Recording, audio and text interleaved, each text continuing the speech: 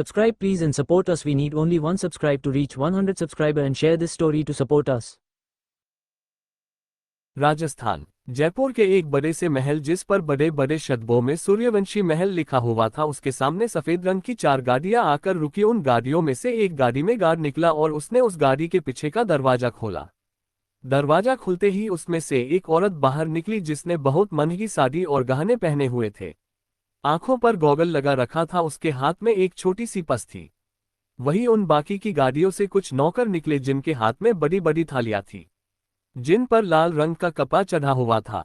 मेरे पीछे आओ तुम सब, उस औरत ने नौकरों से कहा और वो औरत बड़े घमंड से मुस्कुराते हुए महल के अंदर चली गई। वही महल के अंदर एक बुजुर्ग आदमी जो सोफे पर पैर चाकर बैठा अखबार पढ़ रहा था।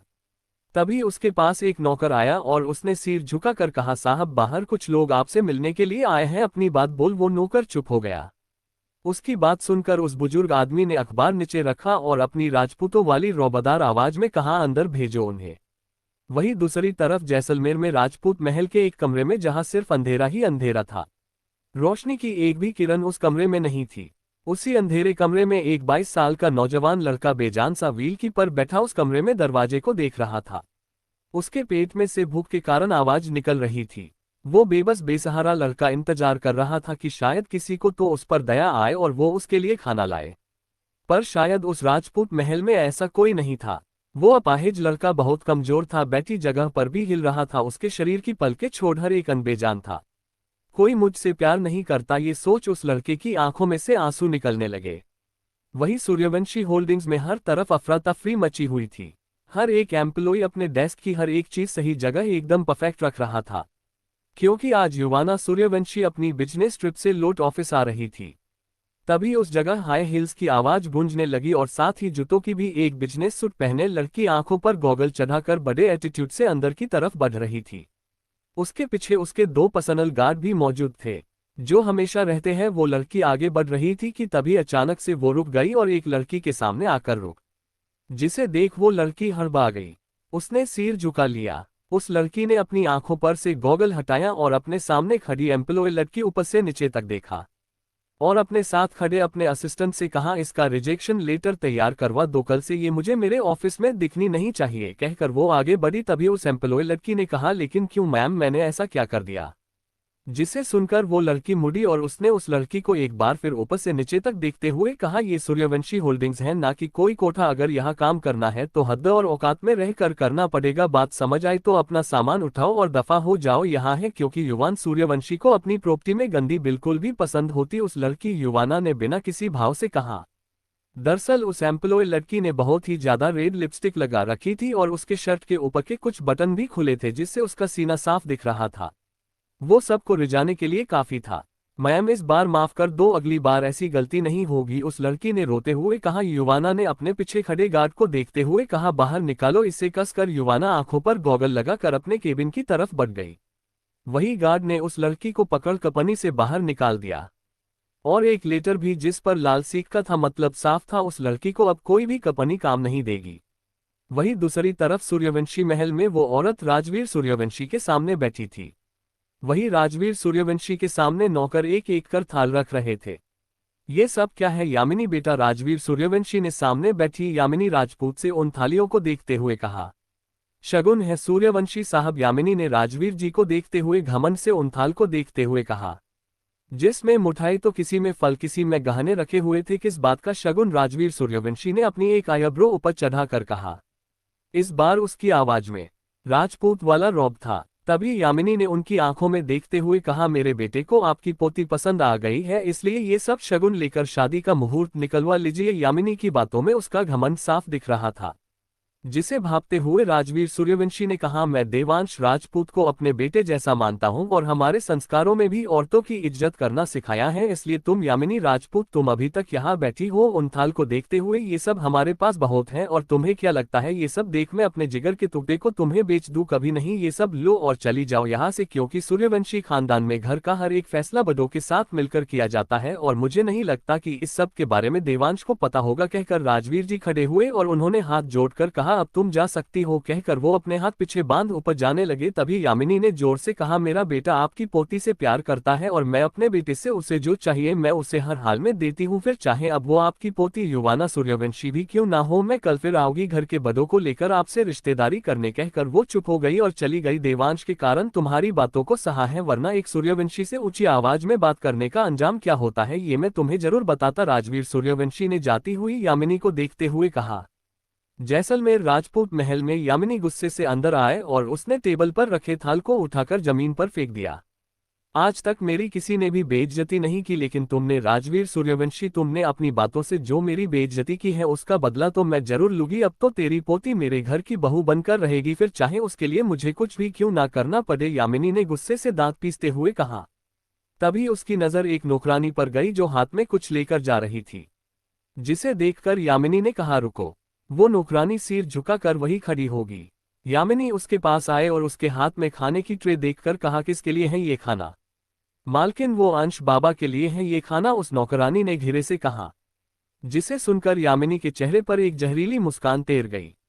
उसने उस नौकरानी के हाथ से ट्रे ली और कहा, ये मुझे दे और जाकर अपना काम कर। कहकर उसने उस नौकरानी को घूरा, जिसे सुनकर वो नौकरानी जी मालकिन बोल चली गई।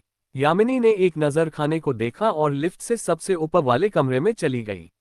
जहां अंश व्हील चेयर पर बैठा अभी दरवाजा को एक उम्मीद से देख रहा था। दरवाजा खुला और यामिनी अंदर आई। उसे देखकर अंश की आंखों में अड़प फैल गया। अंश ने अपनी नजरें दूसरी तरफ कर ली। तुम्हारी आंखों में अपने लिए खौफ देखकर बहुत सुकून मिलता है, यामिनी ने जहरीली मुस्कान के साथ खाने की ट्रे टेबल पर रख अंश की तरफ देखते हुए कहा। अंश उसे देख ही नहीं रहा था, उसके हाथ पैर में कंपन होने लगी थी। अड़क की वजह से यामिनी ने ट्रे में से सूप लिया और अंश के सामने खड़े होकर चम्मच में सूप भर अंश के होठों के पास किया। खा लो बेटा, बाद में तुम्हें दवाई भी खानी है। दांत पीसते हुए जबरदस्ती अंश को वो सूप पिलाते हुए कहा, अगर तुमने दवाई नहीं खाई तो तुम ठीक हो जाओगे और मैं नहीं चाहती कि तुम ठीक हो और मेरा सच जाकर देवांश को बताओ। कहकर उसने जबरदस्ती अंश को सूप पिलाया। आधा सूप तो अंश के कपड़ों पर ही गिरा था।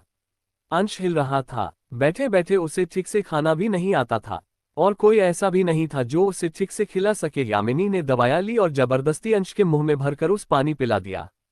अंश वो दवाई खा नहीं रहा था, बिल्कुल अपनी माँ की तरफ ढिठ है, पर मुझे भी आता है तुम जैसों को झुकाना, यामिनी ने कहा और अंश का कान दबाकर बंद कर दिया, जिसे अंश सांस नहीं ले पा रहा था। ना चाहते हुए भी अंश को वो दवाई निकली। तब जाकर यामिनी ने अंश का कान को छोड़ दिया और उसके बालों को कसकर पकड़ अंश के चेहरे को ऊपर कर दांत पीसते हुए कहा, मरते दम तक तुम्हें इसी कमरे में इसी व्हील चेयर पर रहना पड़ेगा। कोई नहीं होगा तुम्हारी जिंदगी में तुम्हारा हाथ थाम तुम्हें इस अंधेरे से बाहर रोशनी में लेकर आने के लिए कोई नहीं, तुम अकेले अपनी आधी बची जिंदगी जियोगे। कहकर यामिनी ने अंश की व्हील चेयर को धक्का दिया, जिसे अंश की व्हील चेयर जोर से दीवार से जा लगी। यामिनी वहां से गुस्से से चली गई। अंश की आंखों में से आंसू पानी की तरह निकलने लगे। रात का वक्त सूर्यवंशी महल। राजवीर सूर्यवंशी डाइनिंग टेबल पर बैठे युवाना का इंतजार कर रहे थे, पर वो अपने ही किन्हीं ख्यालों में गुनमा थे। तभी युवाना अपने कमरे में से फ्रेश होकर आए और अपनी चेयर पर बैठकर राजवीर दादाजी से कहा, जब से मैं कंपनी से लौटी हूं तब से देख रही हूं आप कुछ परेशान लग रहे हैं, क्या हुआ है दादू? युवाना की आवाज सुनकर राजवीर जी होश में आए और उन्होंने कहा, आज तुम्हारे लिए एक रिश्ता आया था। ओ तो आपने क्या कहा? युवाना ने एक बाइट खाते हुए कहा। दादाजी ने कहा, यामिनी राजपूत आई थी अपने बेटे के लिए तुम्हारा हाथ मांगने, मैंने मना कर दिया क्योंकि उस औरत में घमंड के साथ मक्कारी भी भरी हुई है। कहकर उन्होंने युवाना को देखा। अच्छा हुआ आपने मना कर दिया, क्योंकि मुझे अपनी जिंदगी में किसी मर्द के लिए जगह नहीं बनानी, मेरा हो गया है, आप डिनर एंजॉय करें। युवाना बिना किसी भाव से कहा चेयर पर से खड़ी हुई और जाने लगी, जिसे देखकर दादाजी ने कहा, पर शाम को देवांश राजपूत से मेरी बात हुई, मैंने तुम्हारी शादी उसके बेटे से तय कर दी बिना मेरी परमिशन के। युवाना ने मुड़कर राजवीर जी को देखते हुए हैरानी से कहा। दादाजी ने कहा, उसने मुझसे पहले वादा लिया था और फिर शादी की बात रखी, और आप युवाना आप जानती हैं एक राजपूत अपने वादे से मुकरते नहीं है, इसलिए मैंने शादी का प्रस्ताव मंजूर किया। मैं आपके वादे की इज्जत करती हूँ दादू, लेकिन मेरे युवाना सूर्यवंशी के भी कुछ वसूल है, और ये कि मैं जो मुझे सही लगे वो मैं करती हूँ, और आप जो कह रहे हैं वो मुझे सही नहीं लग रहा, इसलिए मुझे शादी नहीं करती। कहकर युवाना अपने कमरे की ओर जाने लगी। आज तक हमने आपकी हर बात मानी युवाना, आपके फैसले लेने का हक हमेशा आपको ही दिया, लेकिन इस बार नहीं, आपको ये शादी करनी पड़ेगी, और वैसे भी राजपूत खानदान हमारी बराबरी का है, हमें यकीन है आप वहाँ खुश रहेंगी। दादाजी ने अपनी रोबदार आवाज में युवाना से कहा। दादू आप तो कह तो ऐसे रहे हैं जैसे मैं बाकी लड़कियों की तरह दूसरों पर निर्भर हूँ, शायद आप भूल रहे हैं कि मैं युवाना सूर्यवंशी हूँ जिसे किसी मर्द के सहारे की जरूर नहीं है, कहकर युवाना अपने कमरे में चली गई। दादाजी उसे जाते हुए देखते ही रह गए। अगले दिन दोपहर के करीबन 2 बज रहे थे। सूर्यवंशी होल्डिंग्स में युवाना अपने केबिन में बैठ कुछ फाइल पर साइन कर रही थी। तभी उसका फोन रिंग हुआ, जिसे देखकर युवाना ने कॉल रिसीव किया, पर दूसरी तरफ की खबर सुनकर उसकी आंखें बड़ी हो गई। युवाना के हाथ से फोन नीचे गिर गया। युवाना जल्दी से खड़ी हुई और बाहर की तरह दौड़ लगा दी।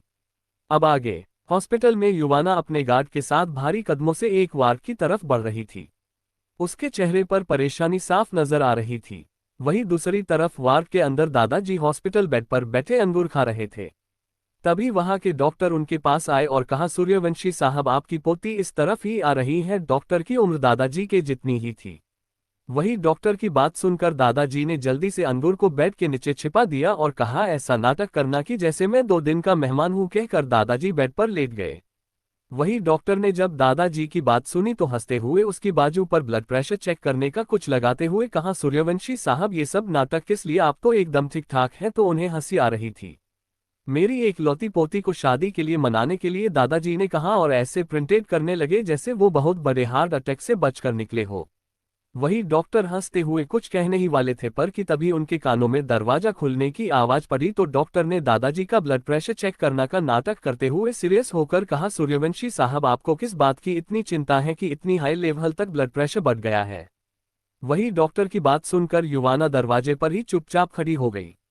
तभी दादाजी ने घिरे से कराहते हुए कहा, क्या बताओ डॉक्टर साहब, मेरी एक लौती पोती की शादी की चिंता मुझे सताई जा रही है। अब इस बूढ़े की सिर्फ एक ही इच्छा है कि मरने से पहले अपने जिगर के टुकड़े का घर बसता हुआ देखूं। दादाजी को पता था कि युवाना दरवाजे पर ही खड़ी है, इसलिए उन्होंने ऐसी बात की। दादाजी ने देवांश राजपूत से वादा भी किया था कि वो अपनी पोती की शादी उसके बेटे अर्धव राजपूत से करवाएंगे और दादाजी देवांश राजपूत को अच्छे से जानते थे। अगर यामिनी राजपूत को साइड किया जाए तो राजपूत खानदान में सभी अच्छे थे, ऐसा दादाजी को लगता था। और वो चाहते भी थे कि अब युवाना शादी कर ले, इसलिए युवाना को शादी के लिए मनाने के लिए ये नाटक कर रहे हैं। डॉक्टर ने कहा, सूर्यवंशी साहब मैं आपका फैमिली डॉक्टर होने के नाते कहूंगा कि ज्यादा स्ट्रेस ना ले, वरना कुछ भी हो सकता है। स्ट्रेस तो मेरा तब खत्म होगा ना जब मेरी पोती की डोली उठेगी, पर वो है कि अपने दादा को स्ट्रेस दिए जा रही है, दादाजी ने बेचारा बनते हुए कहा। डॉक्टर ने चेकअप कर कहा, अच्छा आप आराम कीजिए, कहकर जाने के लिए मुझे तो युवाना को देखकर जानबूझकर कहा, अरे युवाना बेटा तुम कब आए, कहकर वो ऐसे प्रिंटेड करने लगे जैसे उन्हें पता ही ना हो युवाना के आने का। युवाना ने डॉक्टर की बात को इग्नोर किया और अपने दादा की तरफ बढ़ी। डॉक्टर एक गहरी सांस लेकर चले गए। तो यहाँ मेरी शादी का स्ट्रेस लेकर अपनी तबीयत खराब की जा रही है, युवाना ने अपने हाथों को सीने पर बांधते हुए कहा। वही युवाना की बात सुनकर भी दादाजी ने उसकी तरफ नहीं देखा, जिसे सुनकर युवाना की आंखें छोटी हो गई। तो आप अब नाराज भी होने लगे हैं, युवाना ने एक बार फिर से कहा, जिसे सुनकर दादाजी ने बिना युवाना की तरफ देखकर ही कहा, अब तो ये नाराजगी तभी खत्म होगी जब तुम शादी के लिए हाँ कहोगी। और अगर मैं हाँ कह दूं तो युवाना ने अचानक से कहा, जिसे सुनकर दादाजी ने खुशी और थोड़ी हैरानी से उससे देखा। ये इतनी जल्दी मान गई, दादाजी ने मन ही मन कहा। आपने मेरी बात का जवाब नहीं दिया, युवाना ने कहा। तो मेरी नाराजगी भी खत्म और स्ट्रेस भी, दादाजी ने खुशी से मुस्कुरा कर कहा। अपने दादा की खुशी देख युवाना हल्के से मुस्कुरा दी। वो होने वाले दामाद जी हॉस्पिटल के पास वाले कफे में तुम्हारा इंतजार कर रहा है, दादाजी ने फटाक से कहा। पता है मुझे आपका नाटक भी और स्ट्रेस भी, युवाना ने कहा और अपने दादा को घूरते हुए बाहर चली गई। वही दादाजी अपना नाटक पकड़ी आ जाने पर हड़बड़ा गए। वही कफे में जब युवाना अंदर एंटर हुई तो अचानक से उसके ऊपर फूलों की पंखुड़ियां गिरी, जिसे देख युवाना की आंखें सर्द हो गई। ये बाकी लड़कियों जैसे चोचले युवाना को पसंद नहीं थे। युवाना ने अपने बालों में से फूलों की पंखुड़ियां हटाई, तभी अचानक से कोई उसके सामने बड़ा सा फूलों का बुके लेकर खड़ा हो गया।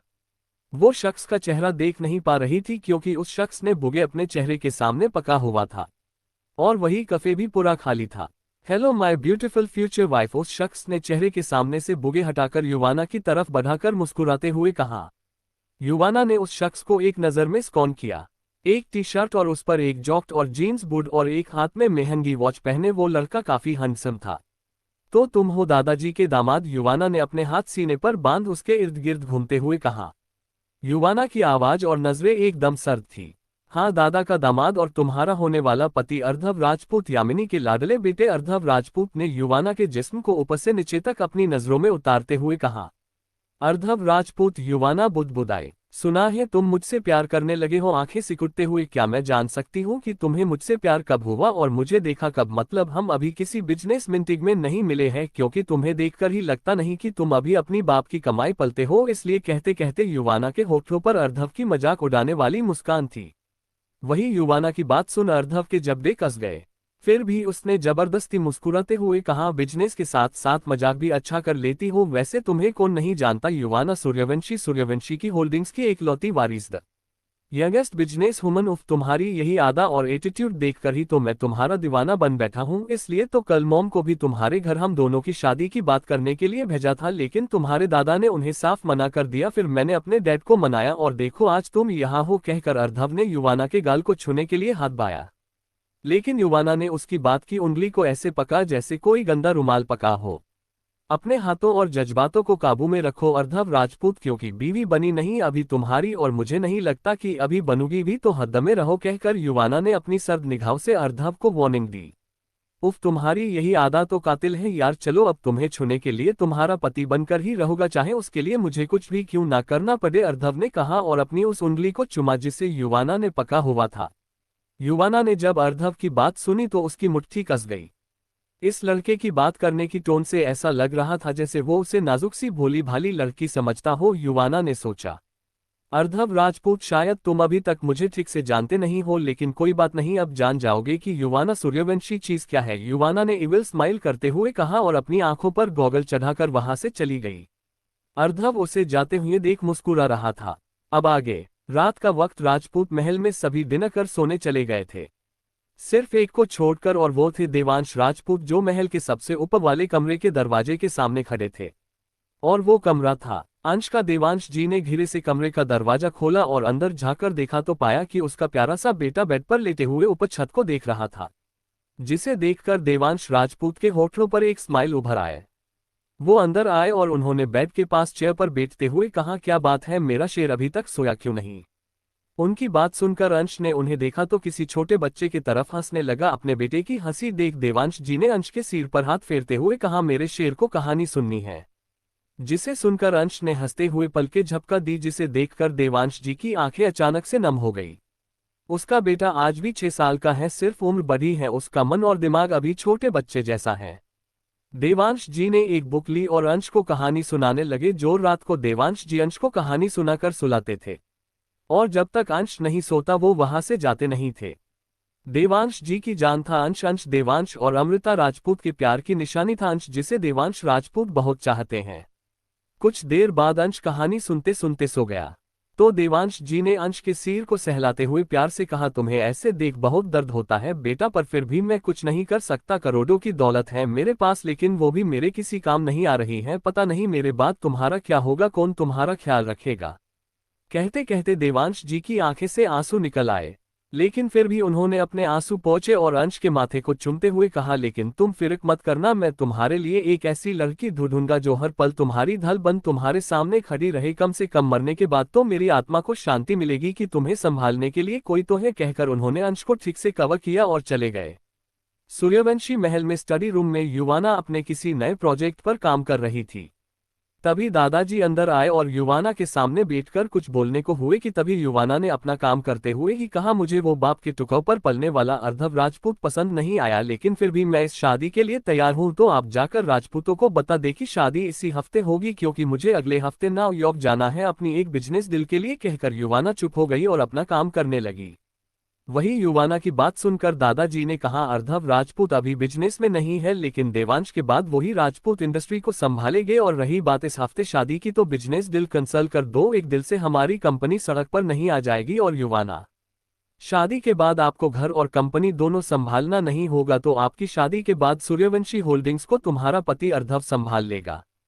दादू शादी के लिए हाँ की है तो इसका ये मतलब बिल्कुल भी नहीं कि मैं शादी के बाद घर गृहस्थी संभालती रहूं और वहाँ वो निकम्मा अर्धव राजपूत मेरी कंपनी को बर्बाद कर दे। दादू आपको पता है मुझे मेरी चीजें शेयर करना पसंद नहीं और ये बात आप अच्छे से जानते हैं। मैंने आज तक अपनी कोई भी चीज किसी के भी साथ शेयर नहीं की और ये भी जानते हैं कि जिसने भी मेरी चीज को मेरी बिना परमिशन के छूने की कोशिश तो मैंने उस चीज का क्या हश्र किया है, बर्बाद कर देती हूँ उस चीज को, क्योंकि मुझे किसी का झूठा पसंद नहीं। शादी हो या ना हो मैं जैसी आज हूँ वैसी ही आगे भी रहूंगी। बदलाना युवाना सूर्यवंशी फितरत नहीं, युवाना ने गुस्से से कहा। अपनी चीजों के मामले में परिवार के और कंपनी के मामले युवाना सामने कोई भी हो उसे देखती नहीं। आज उसके दादू ने कंपनी की बात की, वो कंपनी जिसे अभी उसके पापा अपने बच्चे के तरह चाहते थे।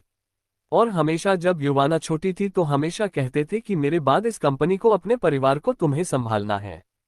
कंपनी रघुवेंद्र सूर्यवंशी की जान थी और उनकी जान युवाना की जान। ये सोचकर ही 19 साल की उम्र में युवाना ने स्टडीज करते हुए सूर्यवंशी होल्डिंग्स संभाली थी और आज उस कंपनी की इंडिया की ब्रांच ही करोड़ों छापती है।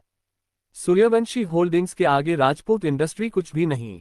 ठीक है, फिर मैं तुम्हें गुस्सा नहीं दिलाऊंगा और मैं देवांश से बात कर पंडित को बुलाता हूँ। अगर इस हफ्ते में कोई अच्छा मुहूर्त हो तो शादी इसी हफ्ते में होगी, दादाजी ने भी सर्द आवाज में कहा और जाने लगे। तभी युवाना ने कहा, अपने जिगर के टुकड़े को खुद से अलग कर रहे हैं आप। युवाना ने दादाजी की पीठ को घूरा। दादाजी कुछ पल रुके और बिना कुछ बोले चले गए। उसके जाने के बाद युवाना ने अपना फोन लिया और किसी और कॉल कर कहा, राजपूत खानदान की हर एक फॉर्मेशन कल मुझे मेरे कंपनी आने से पहले अपने डेस्क पर चाहिए। कहकर बिना कुछ सुने युवाना ने कॉल डिस्कनेक्ट कर दी। अपना फोन टेबल पर रख वहां रखा कॉफी मग हाथ में लिए युवाना विंडो के पास खड़ी हुई और कॉफी का एक जीप लेकर ही कहा, राजपूत खानदान की बहू बनने जा रही हो। आखिर मुझे भी तो पता हो कि जिस खानदान में मैं युवाना सूर्यवंशी कदम रखने जा रही है वो कैसा है और कैसा नहीं। कहते वक्त युवाना का चेहरा एकदम सख्त था।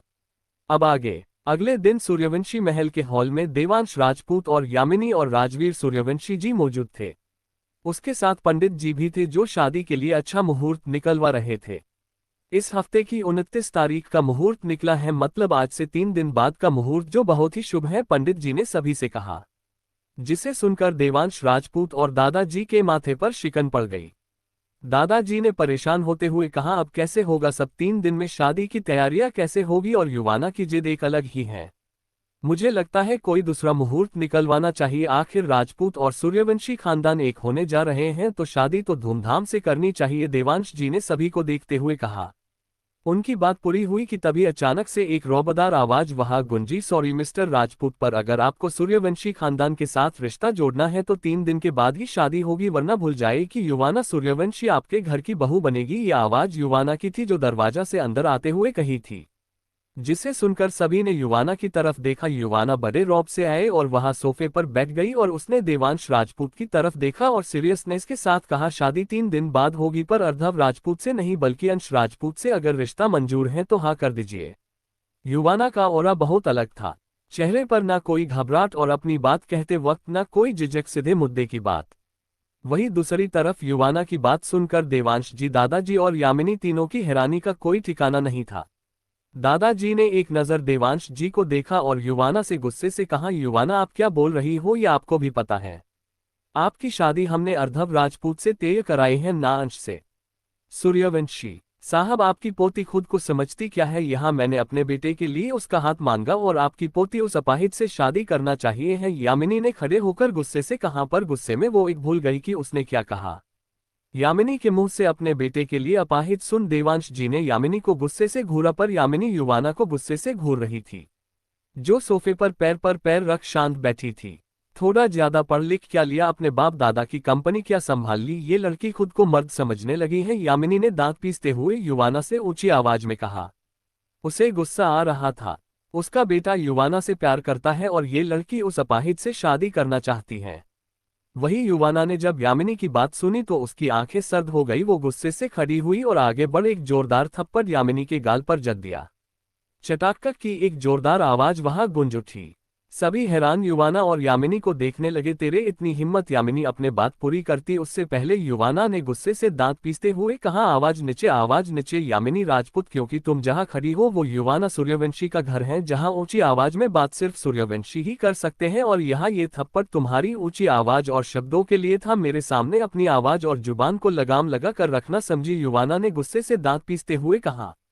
वही यामिनी राजपूत के जबड़े भी कसे हुए थे।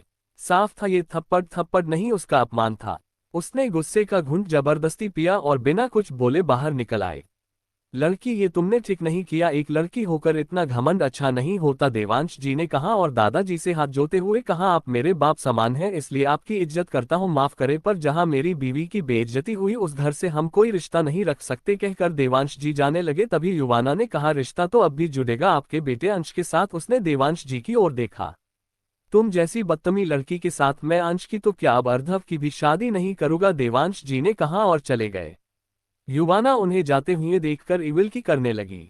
हमें आपसे ये उम्मीद नहीं थी युवाना, आपने हमारा सर शर्म से झुका दिया, दादाजी ने गुस्से से कहा। युवाना ने दादाजी को बिना किसी भाव से देखे और कहा, वो औरत मेरे घर में मुझसे ऊंची आवाज में बात कर रही थी और आप जानते हैं मुझे सिर्फ अपनी ऊंची आवाज सुनना पसंद है, और रही बात शादी की तो मैं शादी कर पे छोटे ऊ की मात्रा ग पे बड़ी ई की मात्रा तो सिर्फ अंश राजपूत से, कहकर युवाना जाने लगी। दादाजी ने अपनी राजपूतों वाली आवाज में पूछा, क्या आप जानती हैं कि अंश राजपूत एक अपाहिज है और आप उनसे शादी करना चाहती हैं? क्या मैं वजह पूछ सकता हूँ? वजह की वजह को आप समझेंगे नहीं, और हाँ मुझे सब पता है अपने होने वाले पति के बारे में, कहकर युवाना अपने रूम में चली गई। रूम में आकर युवाना वॉशरूम में जाकर युवाना ने नल चालू कर पानी अपने मुंह पर मारा। उसने खुद के अक्स को मिरर में देखा। एक पार्क में एक बेंच के पास एक 7 साल का लड़का व्हीलचेयर बैठा रो रहा था। तभी एक छोटी सी लड़की अपने नन्हे नन्हे पैरों से चलते हुए उसके पास आए और उसने अपना रुमाल उस लड़के के सामने किया। वो लड़का रोते हुए उस लड़की को देखने लगा, जो बहुत मोटी सी छोटी सी थी। रुमाल लो और अपने हाथ छुछाप कर लो, उस मोटी सी छोटी सी लड़की ने अपनी तोतली आवाज में कहा। उसकी बात सुनकर उस लड़के ने रुमाल लेकर अपने आंसू साफ किए। तुम लड़के होकर लो तो हो, उस लड़की ने कहा। क्यों लड़के रो नहीं सकते क्या? उस लड़के ने सुबकते हुए कहा। नहीं लो सकते, उस लड़की ने मुंह फुलाते हुए कहा। तुम्हारा नाम क्या है? उस लड़के ने पूछा। नहीं मैं क्यों, अपना नाम पहले बताओ, तुम बताओ अपना नाम पहले, उस लड़की ने जिद्दी बनते हुए कहा। मेरा नाम अंश है, अब तुम अपना नाम बताओ। मेरा नाम ना युवाना सूर्यवंशी है, उस मोटी सी छोटी सी लड़की युवाना ने अपनी तोतली आवाज में घमंड से कहा। अचानक युवाना अपने अतीत से बाहर निकली। उसने मिरर में देखा और मुस्कुराते हुए कहा, मेरा अंश, अब तुम्हें मैं खुद से कभी दूर नहीं जाने दूंगी। सुबह जब युवाना ने जब राजपूत खानदान की हर एक जानकारी देख रही थी कि तभी उसकी नजर अंश राजपूत पर गई और वहां अपने बचपन के अंश को देख उसकी हैरानी और खुशी का कोई ठिकाना नहीं था। बचपन 2 पल की मुलाकात में 5-6 साल की युवाना अंश प्यार कर बैठी, पर बचपन उस प्यार को उसने एक बेस्ट फ्रेंड का नाम दिया था। लेकिन फिर बड़े होकर वो प्यार में बदल गया, पर दिल के किसी कोने में उसने उसे छिपा दिया, जिसका पता युवाना को भी नहीं था, क्योंकि उसे सिर्फ अंश पता था, अंश राजपूत नहीं। अगर राजपूत नाम पता होता तो शायद आज युवाना के 2-3 बच्चे होते। पर जब व्हील चेयर पर बैठे 22 साल के अंश की तस्वीर को देखा तो वो एक पल में पहचान गई कि वो उसका अंश है, वही रोड्डू अंश। राजपूत महल में यामिनी जब अकेली अपने ड्राइवर के साथ महल लौटी तो उसने देखा कि हॉल में अर्धव बेसब्री से उसी का ही इंतजार कर रहा था। यामिनी को जब अर्धव ने देखा तो जल्दी से उसके पास आया और उसका हाथ पकड़कर जल्दी से कहा, मॉम क्या कहा? पंडित जी ने कब का मुहूर्त निकला है और क्या वहां मेरी युवाना थी? वो इतना बेसब्र दिख रहा था कि उसका बस चलता तो अभी युवाना से शादी करता और सुहागरात मनाकर बच्चे पैदा करता, पर उसके बस में नहीं था। वही यामिनी ने जब अपने बेटे की बात सुनी तो गुस्से से उसका हाथ अपने हाथ से झटकते हुए कहा, अरे भाड़ में मुहूर्त और भाड़ में गई तुम्हारा वो युवाना। कहकर वो गुस्से से जाने लगी तो अर्धव ने उसे रोकते हुए कहा, वहां कुछ हुआ है क्या? मॉम आप ऐसी बातें क्यों कर रही हो, और ये आपके गाल को क्या हुआ है? कहते हुए अर्धव ने यामिनी के सुजे हुए लाल गाल को देखा, जिस पर युवाना की उंगलियों के निशान थे। 1 मिनट, आपको किसी ने थप्पड़ मारा है क्या? आप मुझे उसका नाम बताए, उसका हाथ मैं तोड़ दूंगा, अर्धव ने गुस्से से कहा। हाथ तोड़ना है ना तो जाओ, जाकर उस युवाना सूर्यवंशी का तोड़ो जिसने मुझे थप्पड़ मारा है। उस लड़की ने अपनी जिंदगी की सबसे बड़ी गलती कर दी, अगर तुमने उसका हाथ तोड़ा भी तो मैं फिर भी उससे नहीं छोड़ूंगा, यामिनी ने दांत पीसते हुए कहा। वही अर्धव यामिनी की बात सुनकर हैरान रह गया। आपको थप्पड़ युवाना ने मारा, लेकिन क्यों? अर्धव ने पूछा। क्योंकि आपकी माँ अब बड़ों के बीच कुछ ज्यादा ही बोलने लगी हैं, देवांश राजपूत ने अंदर आते हुए कहा। वो भी बहुत बेहद गुस्से में लग रहे थे। वही अपने डैड की बात सुनकर अर्धव ने उस तरफ देखा। देवांश आप उस बदतमीज लड़की की तरफदारी कर रहे हैं, यामिनी देवांश को घूरते हुए कहा। देवांश जी ने यामिनी पर उंगली पॉइंट कर कहा, हम उस लड़की तरफदारी नहीं बल्कि आपकी हरकतों से आपको रूबरू करवा रहे हैं। यामिनी, आपक जरूरत नहीं थी उस वक्त बीच में बोलने की, उस लड़की से हम भी बात कर सकते थे, लेकिन आपकी हरकतें हमें हर बार गुस्सा दिला जाती हैं। आपको उस वक्त कोई जरूरत नहीं थी मेरे बेटे अंश को अपाहिज करने की। कहते वक्त वो उससे से कांप रहे थे। वही यामिनी ने जब देवांश की बात सुनी तो उसने गुस्से से कहा, मेरा बेटा हर बार सिर्फ यही। देवांश, आप हर बार उस अंश की तरफदारी करते हैं। आपने कभी मेरे बेटे और मेरी बेटी के सिर प्यार से हाथ फेरा, कभी दो मीठी बातें अर्धव और रूही से की। आप उस अंश के आगे ये भूल जाते हैं कि अर्धव और रूही भी आपकी औलादे हैं, और हाँ, वो आपका शेर बेटा अपाहिज है तो उसे मैं अपाहिज ही कहूंगी। और ये बात आप भूले मत कि आपका वंश मेरा बेटा ही आगे बढ़ाएगा, ना कि वो अंश जो 20 साल से व्हीलचेयर पर सर। यामिनी अपनी बात पूरी करती कि उससे पहले देवांश जी ने एक जोरदार थप्पड़ उसके गाल पर खिंचकर मारा। यामिनी का चेहरा एक तरफ झुक गया। अर्धव भी हैरान रह गया। ये एक दिन में यामिनी के गाल पर बड़ा दूसरा थप्पड़ था। यामिनी, भूलिए मत, जिस घर में खड़े होकर जिसके बारे में आप इतनी बुरी बातें कर रही है वो घर, ये सारी प्रॉपर्टी मेरे शेर बेटे अंश की है। और आपको क्या लगता है मैं अर्धव और रूही को प्यार नहीं करता? तीनों ही मेरी जान है, पर उनके सिर पर हाथ रखने के लिए उन दोनों का यहाँ रहना भी जरूरी है। आपकी बेटी रूही को तो अपने फोन फ्रेंड्स और पार्टी से फुर्सत नहीं मिलती, और ये अर्धव की तरफ देखो, और ये आपका लाडला बेटा जिसकी छिकने की खबर भी अखबारों की हेडलाइन बन जाती है। आपको पता भी है आपके बेटे पर कितने केसेस दाखिल हैं? मुझे ये आज ही घर में नजर आया है, और आप मीठी बातों की बात करती हैं। मेरा अंश जो बोल भी नहीं सकता लेकिन फिर भी अपनी मुस्कान से मेरे दिल को शांति पहुंचाता है। कहकर वो एकदम से चुप हो गए। वही यामिनी उन्हें घूर रही थी। मेरी बात का वो मतलब नहीं था देवांश, मुझे भी अंश बहुत प्यारा है, आखिर वो मेरी सगी बहन का बेटा, पर मैं अपने सगे बच्चों आगे कभी कभी मतलबी बन जाती हूँ। यामिनी ने झूठे आंसू बहाते हुए कहा, क्योंकि उसे पता है अगर उसने देवांश जी को और गुस्सा दिलाया तो उसके लिए ही मुसीबत बन सकती है। मेरी एक बात अब तुम सब लोग कान खोलकर सुन लेना। मैंने महल लौटते समय बहुत सोचा और मैं इस नतीजे पर पहुंचा हूं कि युवाना सूर्यवंशी की शादी हम अंश से कराएंगे, और मुझे यकीन है कि वो लड़की अंश के लिए सही है। जैसी लड़की मैं अंश के लिए चाहता था वो बिल्कुल वैसी है, और खुशी की बात यह है कि उसने अर्धव को मना कर अंश को चुना है। इसलिए हम अब 3 दिन बाद युवाना और अंश की शादी कराएंगे, और मुझे यकीन है कि कोई अर्धव और यामिनी को घूरते हुए मेरे फैसले के खिलाफ जाने की कोशिश नहीं करेगा। कहकर देवांश जी एक नजर दोनों को देख चले गए। उसकी बातें सुनकर यामिनी और अर्धव दोनों सदमे में चले गए। नहीं नहीं, ऐसा नहीं हो सकता। अगर उस लड़की की शादी उस अपाहिज से हो गई तो सब बर्बाद हो जाएगा। हम सड़क पर आ जाएंगे। वो लड़की आग है जो उस अंश के साथ इस सारी जायदाद पर सांप की तरफ कुंडली मारकर बैठ जाएगी। वो लड़की बर्बाद कर देगी हमें। यामिनी घबराहट और आने वाले कल के बारे में सोचते हुए हकलाते हुए खुद में बड़बड़ा रही थी। वो बड़बड़ाते हुए ही अपने कमरे की तरफ जाने लगी। उसके चेहरे पर घबराहट ने जगह जमा ली थी, क्योंकि युवाना सूर्यवंशी के तेवर देख उसे यकीन रहेगा कि आगे चलकर वो लड़की उसे सच में बर्बाद कर देगी। वो तो अंश के लिए एक ऐसी लड़की लाना चाहती है जो बैठने को बोले तो बैठे और उठने को बोले तो उठे। अगर ये भी नहीं हुआ तो वो अंश को घिरे घिरे नकली दवाइयां देकर मार ही रही थी। वही अर्धव होश में आया और सीधे देवांश के स्टडी रूम में चला गया।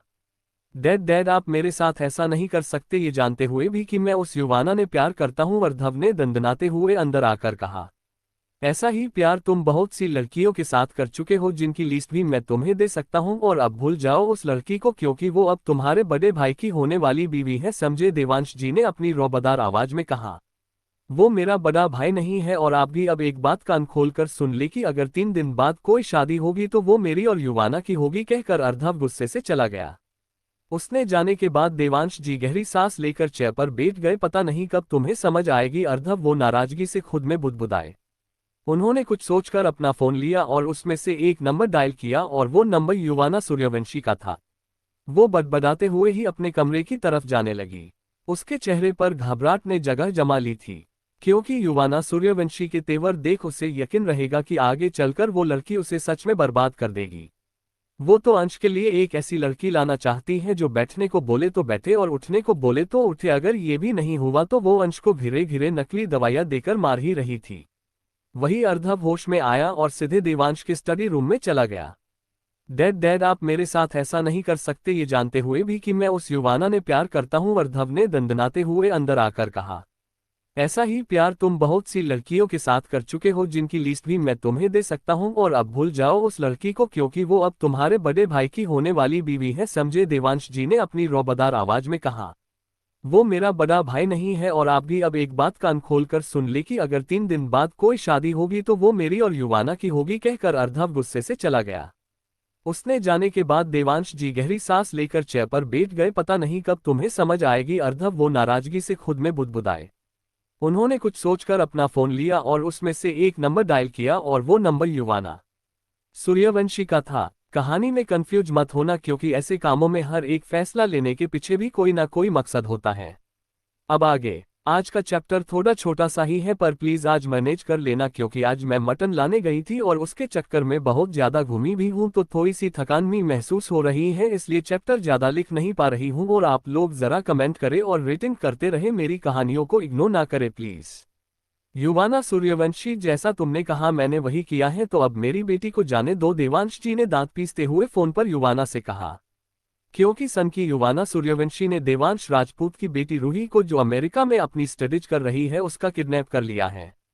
इतनी जल्दी नहीं मिस्टर राजपूत, अब आपकी बेटी तभी मेरी कैद से आजाद होगी जब अंश राजपूत मेरे गले में मंगलसूत्र और मांग में सिंदूर भरेगा। तब तक के लिए भूल जाए कि आपकी कोई बेटी भी है। और हाँ, कल मैं वहां आ रही हूँ, अपने अंश से मिलने, तो तैयारी करिएगा। युवाना ने अपनी चेयर पर लीन होकर इविल स्माइल करते हुए कहा और फोन डिस्कनेक्ट कर दिया। जो चीज मुझे पसंद आती है वो चीज सिर्फ मेरी होती है, युवाना ने फोन पर अंश की तस्वीर को घूरते हुए कहा। देवांश जी ने जो शब्द यामिनी और अर्णव से कहे थे, वो शब्द युवाना के थे। उसने अपने कॉन्टैक्ट से अमेरिका में रूही राजपूत को अगवा कर लिया और राजपूत मेंशन लौट रहे देवांश राजपूत को उसकी वीडियो भेजी, जिसमें रूही एक चेयर पर बंधी थी और मुंह पर टेप लगा हुआ था, हाथ पैर भी बंधे हुए थे, जिसे देख देवांश राजपूत की रूह भी कांप उठी।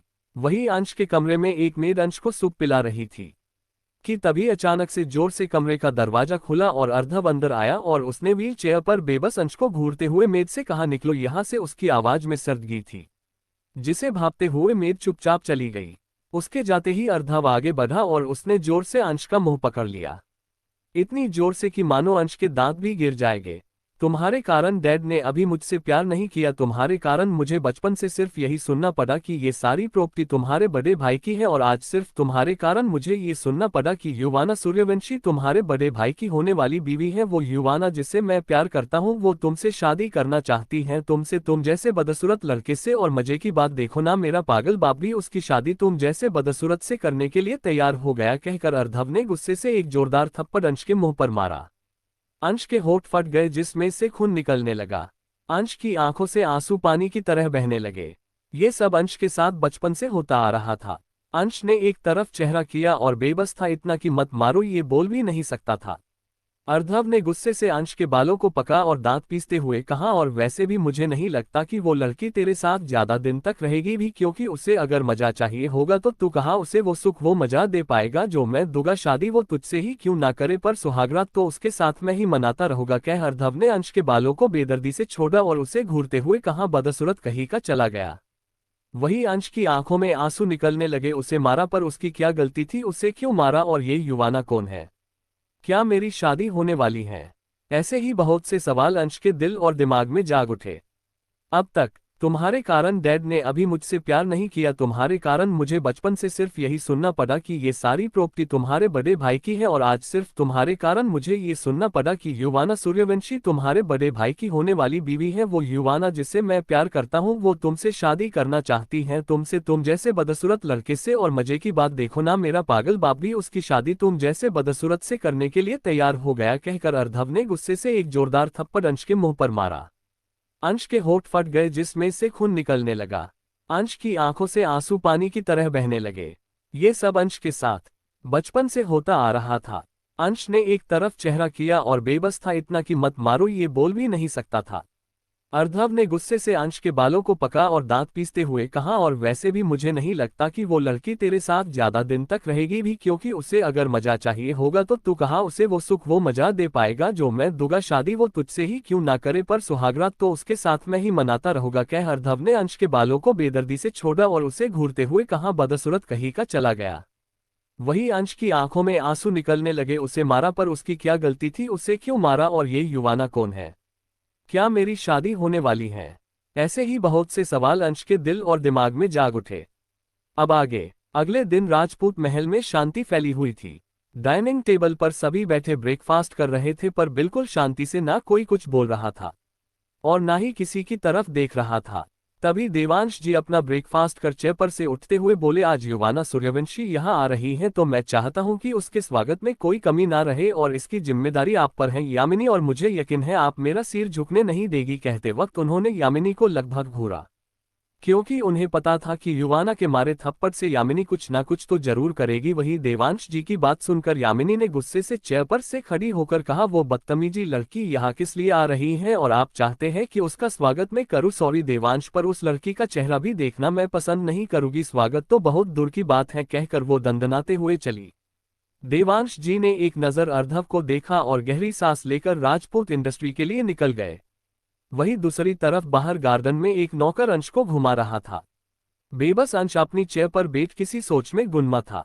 तभी बाहर गार्डन में हलचल हुई, एक कार तेजी से अंदर आए और रुक गई। बाहर खड़े गार्ड ने जल्दी से उसका कार की ड्राइवर सीट का दरवाजा खोला।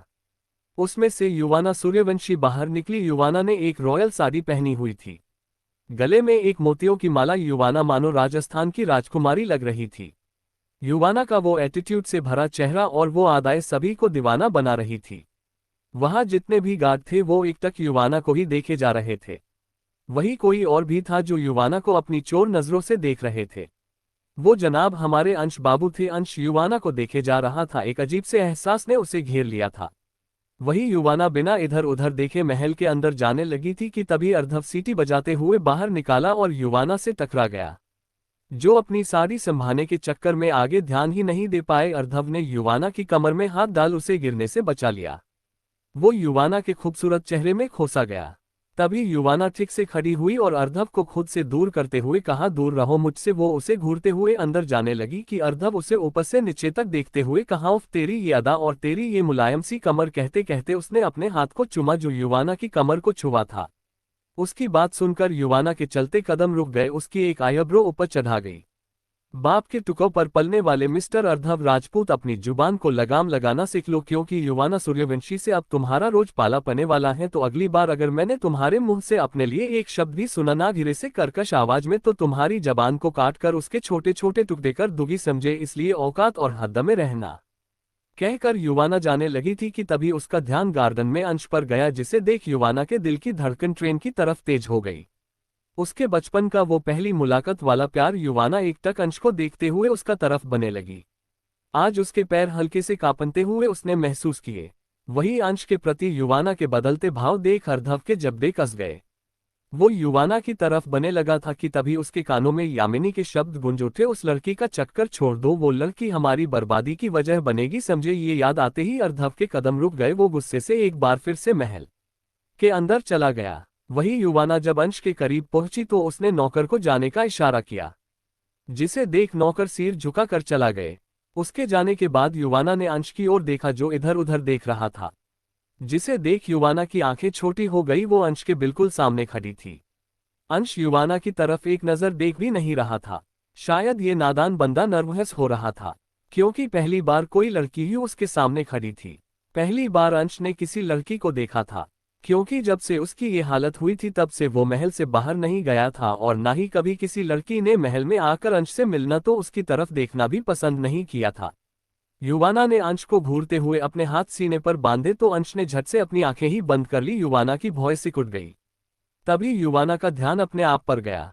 उसकी साड़ी से जाकती कमर अंश के सामने थी, जिसे देख हमारे अंश बाबू शर्मा गए थे। अंश के गाल लाल हो गए थे।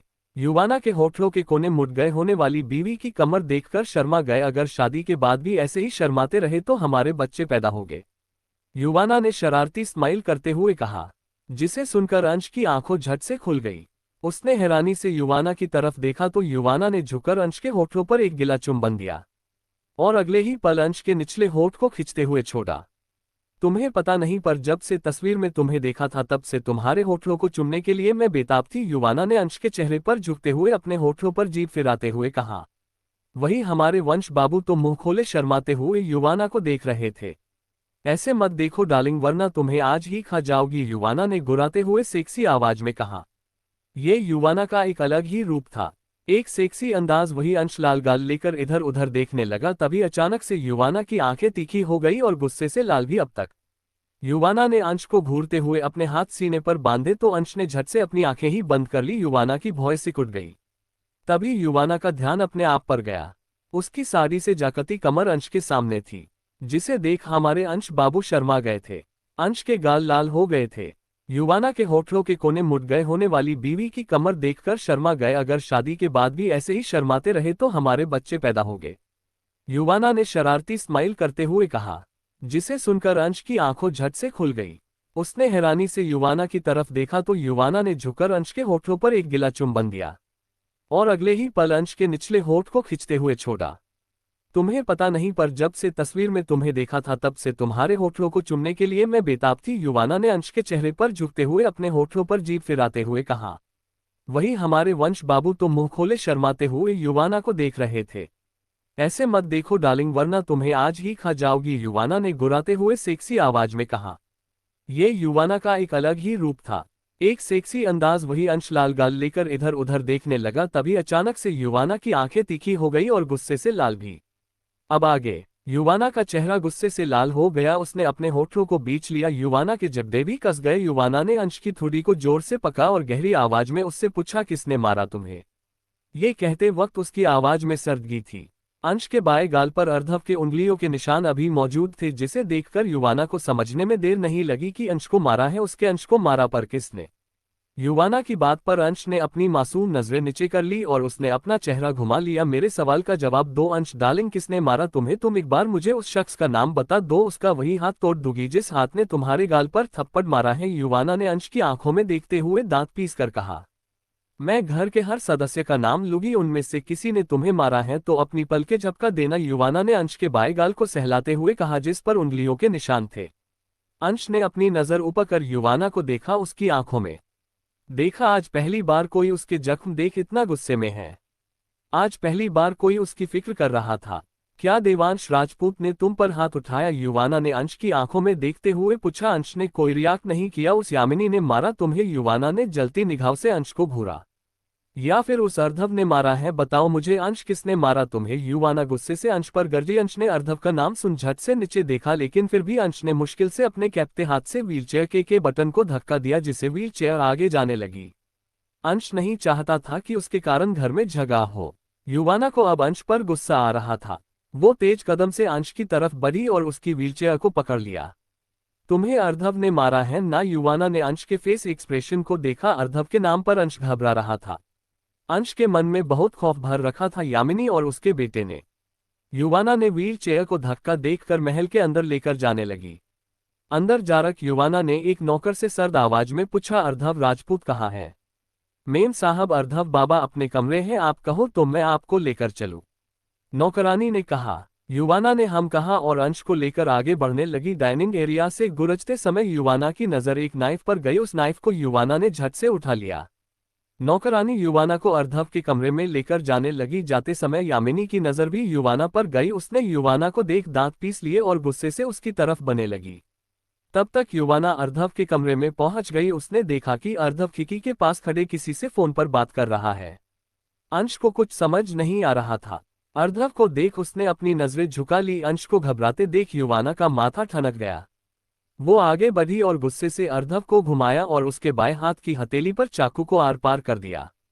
अह, अर्धव की बेहिसाब दर्द भरी चीखें गूंज उठी। अंश तो अंश साथ में आई। नौकरानी भी हैरान और घबरा गई। यामिनी जो इसी तरफ बढ़ रही थी, अपने बेटे की आवाज सुन उसके कदमों की रफ्तार तेज हो गई। वही युवाना के दिल को अब जाकर सुकून मिला जब उसने अर्धव का खून देखा। चाकू अर्धव की हथेली के आर पार था।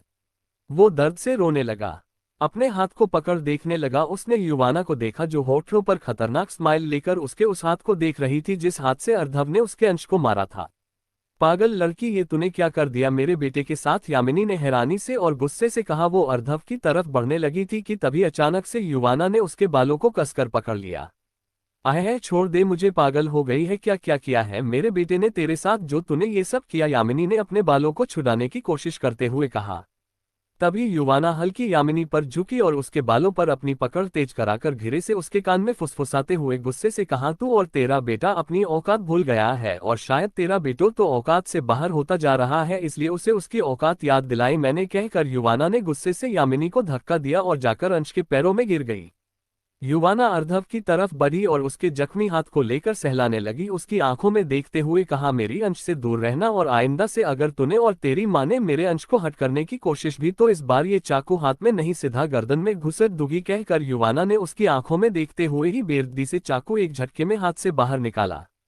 है अर्धव एक बार फिर चिखा, तुम दोनों माँ बेटों की सारी करतूतों से मैं अच्छे से वाकिफ हूं, पर मेरे अंश से तुम दोनों दूर रहोगे तब तक जिंदा रहोगे दोनों को घूरते हुए दांत पीसकर, वरना युवाना सूर्यवंशी को एक पल भी नहीं लगेगा तुम दोनों की सांसें छीनने में। युवाना ने जलती निगाहों से यामिनी और अर्धव को देखते हुए कहा।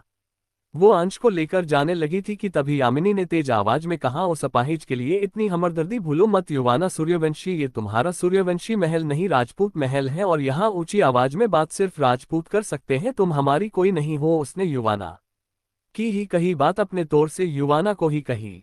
यामिनी की बात सुनकर युवाना के होठों पर खतरनाक स्माइल उभर आया। उसने मुड़कर यामिनी को देखा। यामिनी राजपूत, तुम्हें मैं अभी मुंह के बल गिरा देती हूँ, कहकर युवाना अंश को लेकर नीचे चली गई। यामिनी और अर्धव जो दर्द से तड़प रहा था वो भी हैरानी से नीचे जाने लगे।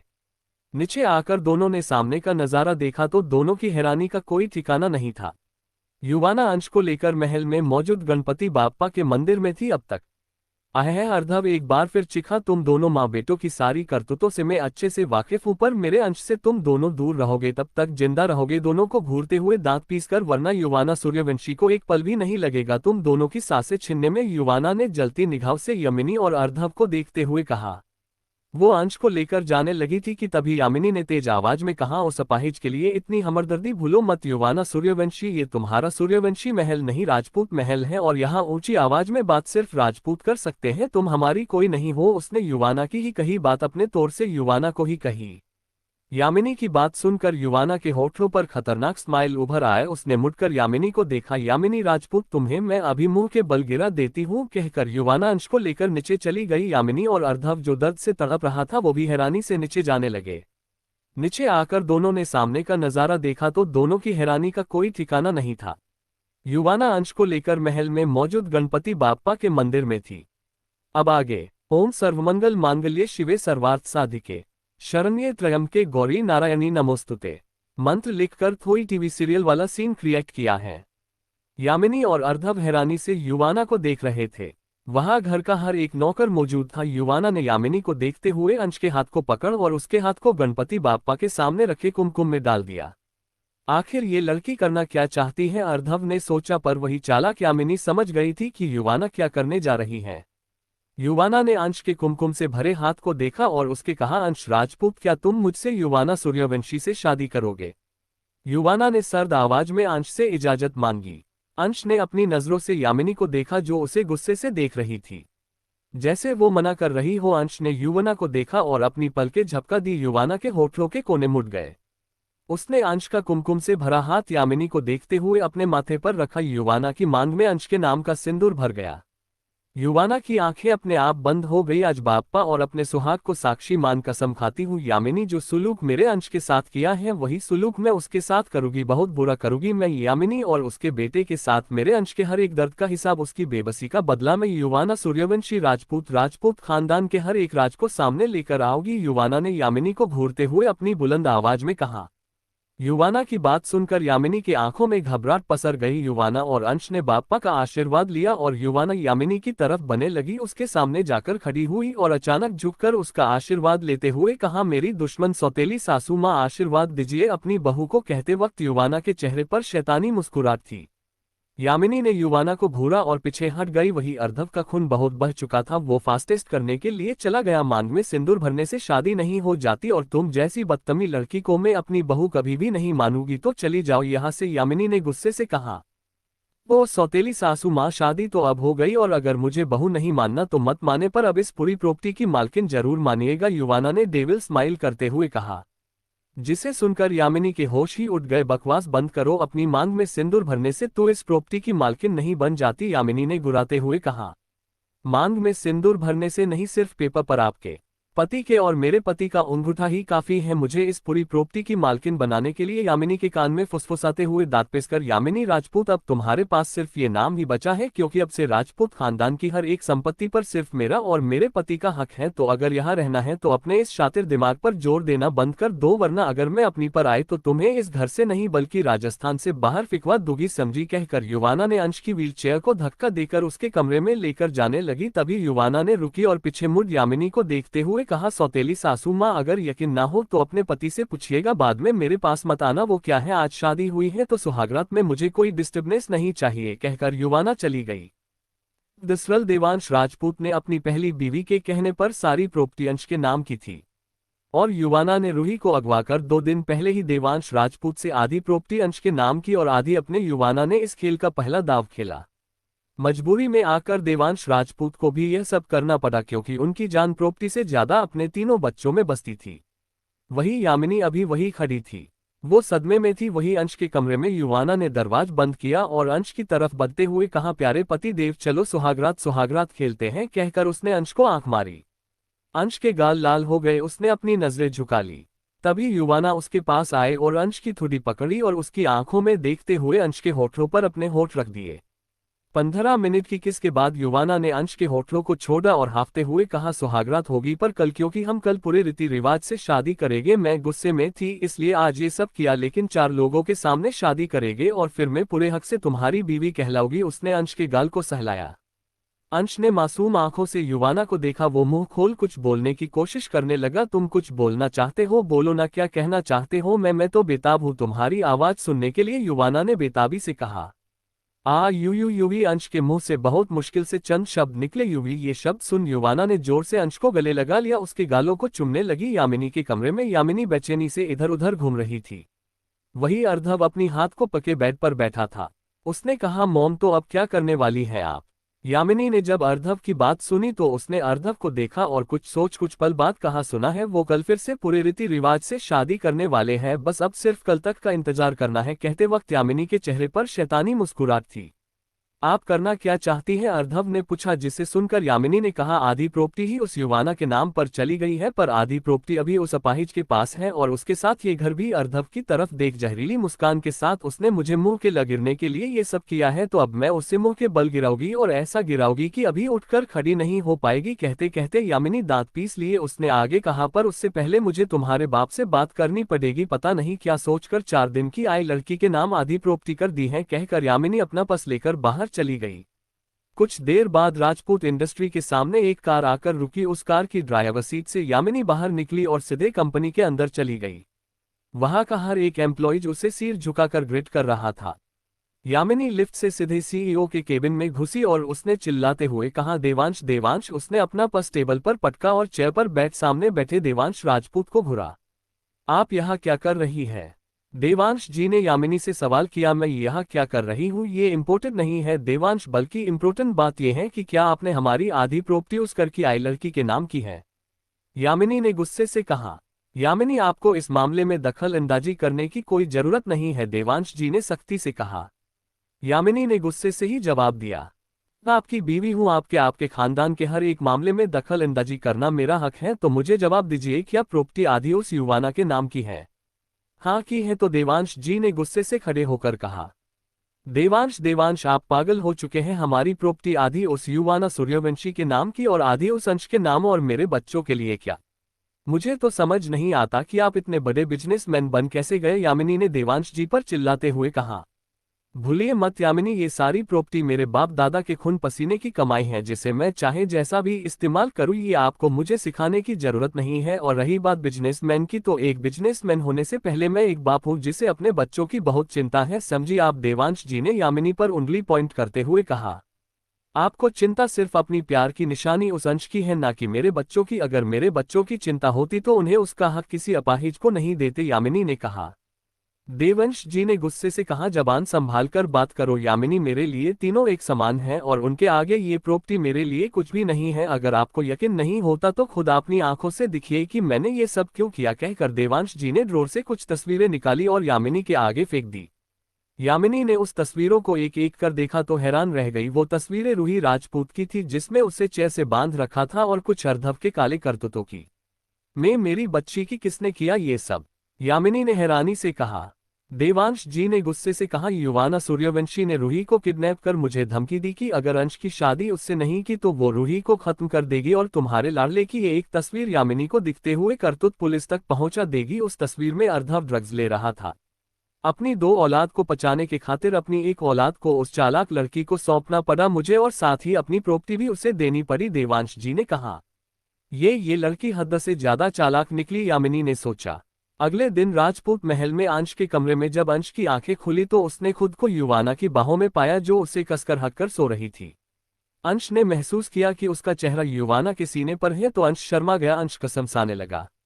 तभी युवाना ने अलसाए आवाज में कहा, युवाना सूर्यवंशी की बाहों में से आजाद होना मुश्किल है तुम्हारे लिए अंश डार्लिंग। युवाना ने अपनी आंखें खोली।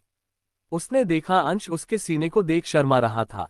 युवाना ने कुछ सोच नोटी स्माइल करते हुए अंश के हाथ को पकड़ और अपनी उभारों पर रखते हुए कहा, हमारे बच्चे भूखे नहीं रहेंगे है ना? कहकर उसने अपने होठों को काटा। वही अंश बाबू के कान गर्म हो गए। अंश अपना हाथ हिला नहीं सकता था। इस बात का फायदा युवाना खूब उठा रही थी। वैसे आज हमारी पूरी शादी होने वाली है तो रात को सुहागरात भी पूरी करेंगे, युवाना अंश के कान में फुसफुसाते हुए कहा। अंश बात सुन झट से आंखें बंद कर ली। धीरे धीरे राजपूत महल के गार्डन की शादी की तैयारी पूरी होने लगी। गेस्ट भी आ गए थे। सिर्फ शादी होने वाली थी और शादी की ही रस्में युवाना अंश को अकेला नहीं छोड़ना चाहती थी। वही अंश के कमरे में कुछ लोग अंश को तैयार कर रहे थे शादी के लिए। तभी वहां अर्धव आया और उसने कहा, मेरे बड़े भाई को मैं अपने हाथों से तैयार करूंगा तो आप लोग जाइए यहाँ से। लोग वहां से चले गए। उनके जाते ही अर्धव अंश की तरफ बढ़ने लगा। तुझे क्या लगा कि तेरे दोनों हाथ में मिठाई है तो तू अकेले ही खाएगा? नहीं बड़े भैया, आधी प्रॉपर्टी तो अब आपने ले ली तो अब आपकी खूबसूरत सी हॉट सी बीवी को तो मैं लूंगा, अर्धव ने शैतानी मुस्कुराहट करते हुए कहा और अंश की तरफ बढ़ने लगा। अंश सहम गया। अब आगे शाम का वक्त राजपूत महल के गार्डन में सभी खड़े दुल्हा दुल्हन का इंतजार कर रहे थे। वहां सभी मौजूद थे सिर्फ रूही राजपूत को छोड़ जो अभी युवना के कब्जे में थी।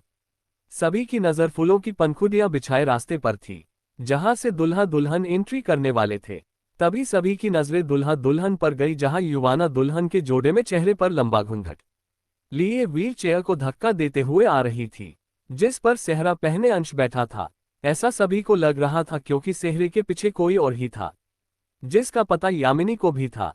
वो होठों पर खतरनाक स्माइल लिए खड़ी थी। दुल्हा दुल्हन मंडप में आए और पंडित जी ने दोनों को वरमाला देते हुए कहा, एक दूसरे को वरमाला पहनाए। जिसे सुन चेहरे पर घूंघट लिए खड़ी युवाना ने व्हील चेयर पर बैठे अर्धव को माला पहनाई। अब तुम्हें पता चलेगा यामिनी से उलझने का अंजाम क्या होता है, यामिनी ने लंबा घूंघट लिए खड़ी युवाना को देखते हुए कहा।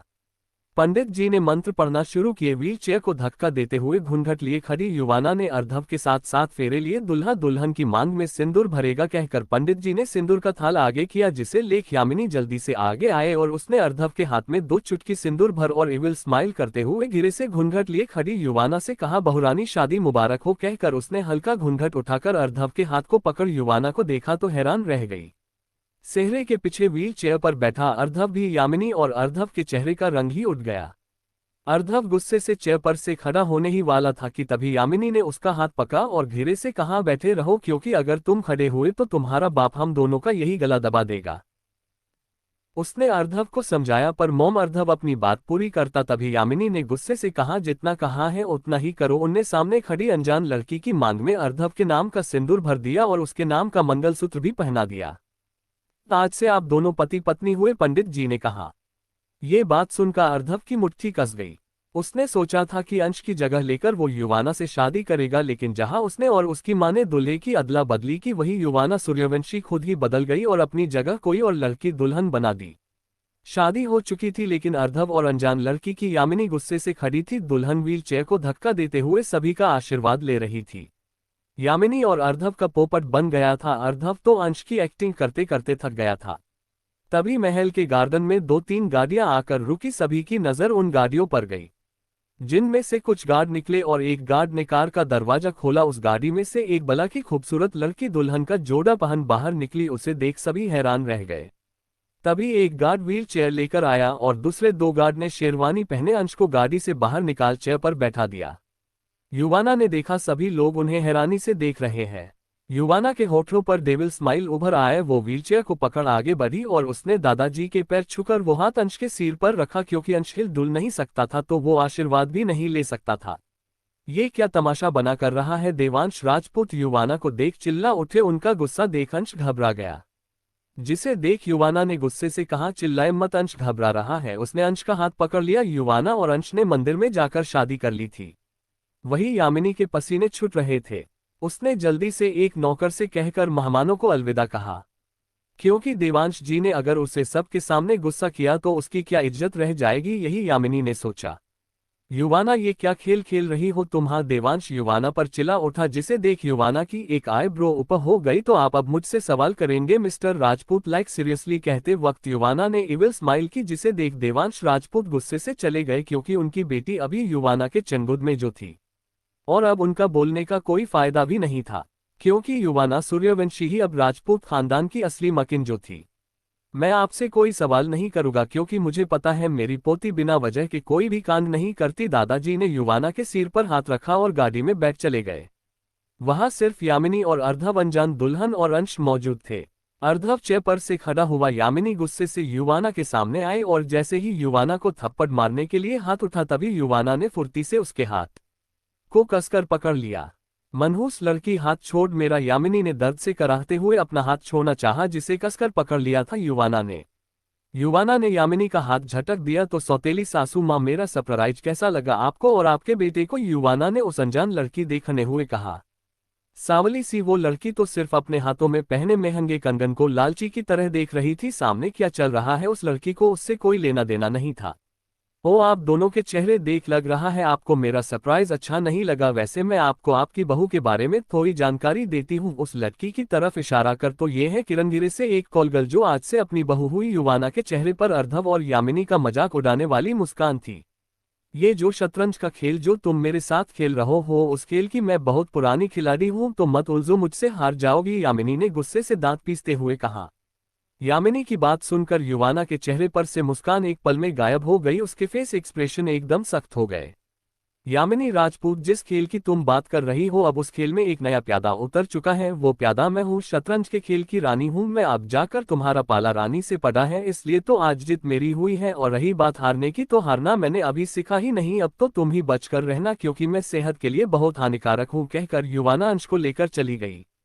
यामिनी जाते हुए युवाना को देखती रह गई। तभी उसकी नजर किरण पर गई, जो अब अपने गले में पहने गहनों को देख रही थी। जिसे देख यामिनी ने गुस्से से कहा, ये लड़की दफा हो जा यहाँ से, पता नहीं कौन सी गंदगी में से उठाकर लाई है। उसने घिन भरी नजरों से किरण को देखा। जिसे सुन किरण ने मुंह बनाते हुए कहा, ओ होलो खुसद बुढ़िया, तू दफा हो जा समझी। अब तो मैं वही नहीं जाने वाली। मैं तो यहाँ अब इस महल में जिंदगी ऐश करूंगी अपने हंसम पति के साथ। किरण अर्धव को देखते हुए शर्मा गई। तुम्हारी हिम्मत कैसी हुई मेरी मॉम से इस तरफ बात करने की? हान और हाँ, मैं कोई तुम्हारा पतिवती नहीं हूँ समझी, और ना ही तुम्हें अपनी बीवी मानता हूँ। कहकर अर्धव अपनी कार लेकर गुस्से से चला गया। किरण ने मुंह बनाते हुए कहा, हाँ तो मत मानो बीवी, मुझे क्या है, मुझे तो अब रानी की तरह रहना है। कह वो भी मटकते हुए महल के अंदर चली गई। वही दूसरी तरफ अंश जब युवाना के साथ कमरे में पहुंचा तो कमरे को देख हैरान रह गया, क्योंकि कमरा पूरी तरह से सुहागरात के लिए तैयार था। अंश बेड की तरफ देख रहा था। जिसे सुन युवाना ने अंश के कान में फुसफुसाते हुए कहा, इस बेड पर आज तूफान आने वाला है। उसने अंश के कान को लीक किया। अंश सिमट गया। युवाना अपने मासूम शर्मिले पति की हरकत देख मुस्कुरा उठी, अंश के सामने बैठ गई और उसके हाथ को अपने हाथ में लेकर चूमते हुए कहा, ये साथ अब मैं सिर्फ मरने के बाद ही छोड़ दूंगी, तुम्हें इतना प्यार दूंगी अंश की तुम भी थक जाओगे मेरे प्यार से, लेकिन तुम्हारे लिए मेरा प्यार कभी खत्म नहीं होगा। अब बस तुम ठीक जो जाओ। उसने अंश के गाल को सहलाया। यूवी अंश के हकलाते हुए कहा। युवाना अंश की बात सुन मुस्कुरा उठी। अंश की बच्चों की तरफ हंसने लगा। अंश की मुस्कान एकदम बच्चों जैसी थी, ना कोई खोट ना कोई मकसद, एक पोर स्माइल। यूवी अंश ने हंसते हुए कहा। युवाना ने अंश को कुछ पल देखा और कुछ सोचकर कहा, हमें तो सुहागरात मनानी है अंश डार्लिंग। युवाना ने मासूम चेहरा बना लिया। अंश ने अपनी नजरें इधर उधर कर ली, जैसे कहना चाहता हो कि मैं कैसे सुहागरात मना सकता हूँ। जिसे भापते हुए युवाना ने कुछ सोचकर कहा, हम एक काम करते, आज हम दोनों साथ में मेरी फेवरेट मूवी देखते हैं, सुहागरात तो होती रहेगी। युवाना ने कहा और अंश को बेड पर लेटा दिया और अपना लैपटॉप लेकर उसमें एक मूवी चला दी। अंश युवाना के सीन पर सिर रख मूवी देख रहा था। वही युवाना अंश के बालों को सहलाते हुए इविल स्माइल कर रही थी, क्योंकि उसने 365 डे मूवी लगाई हुई थी, जो पूरी सेक्स से ही भरी हुई थी। बेचारा अंश शांति से मूवी देख रहा था। तभी मूवी में अंश ने देखा कि हीरोइन हीरो की पेंट खोलकर हरकत पर उतार आए। हीरो ने आहे भरते हुए उसके बालों कसकर पकड़ लिया। ये सीन देख अंश ने अपना थूक निगल लिया, उसके पसीने छूटने लगे। युवाना अंश की हालत देख रही थी। उसने जानबूझकर ये मूवी लगाई हुई थी। अंश ने महसूस किया कि युवाना के हाथ उसकी कमर पर फिसल रहे थे।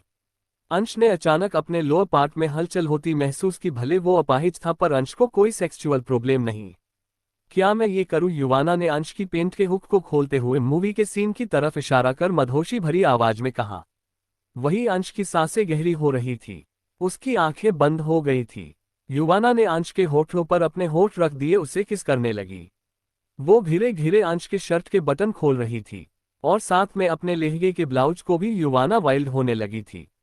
सच कहूं तो युवाना सेक्स की भूखी थी, पर उसने अभी तक सेक्स नहीं किया था क्योंकि अपना फर्स्ट टाइम अपने मनपसंद लड़के को देना चाहती थी और वो शायद अंश था। धीरे धीरे अंश हर एक कपड़ों से आजाद था और युवाना अपने ब्लाउज से उसने एक गहरे गिले लंबे चुंबन के बाद अंश के होठों को छोड़ा। अंश गहरी सांसें लेने लगा, बेचारे का चेहरा लाल हो गया था। युवाना ने अंश के होठों को एक बार और खींचते हुए छोड़ा और मदहोशी से भरी आवाज में कहा, इन्हें टच करो अंश डार्लिंग। उसने अंश का हाथ लेकर अपनी खुली उभारों पर रखा, अपनी आंखें बंद कर अंश के हाथ को महसूस कर रही थी। अंश का लोअर पार्ट हॉट हो चुका था। उससे कंट्रोल नहीं हो रहा था पर वो कंट्रोल कर रहा था। शायद कैसे करना है ये उसे नहीं आता था क्योंकि बॉडी पूरी पलेस थी। युवाना ने आहें भरते हुए अंश के लोअर पार्ट को टच करते हुए धीरे से कहा, कंट्रोल नहीं हो रहा है अंश मुझसे, कहकर उसने खुद के लहंगे को अपने जिस्म से अलग कर दिया। युवाना एक हॉट पैंटी में थी।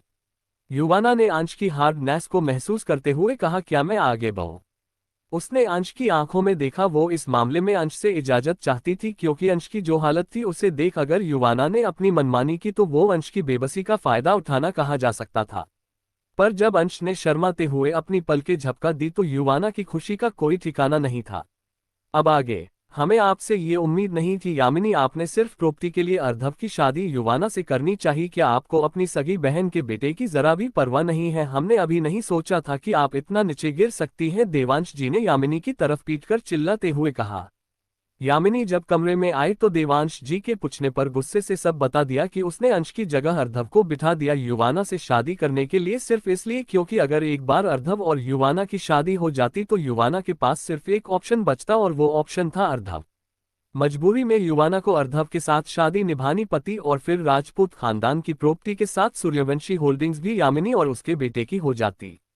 ऐसा यामिनी को लगा पर शायद वो भूल गई थी कि उसके सामने युवाना सूर्यवंशी खड़ी थी जिसने 18 साल की उम्र में सूर्यवंशी होल्डिंग्स को अपने हाथ में लिया था।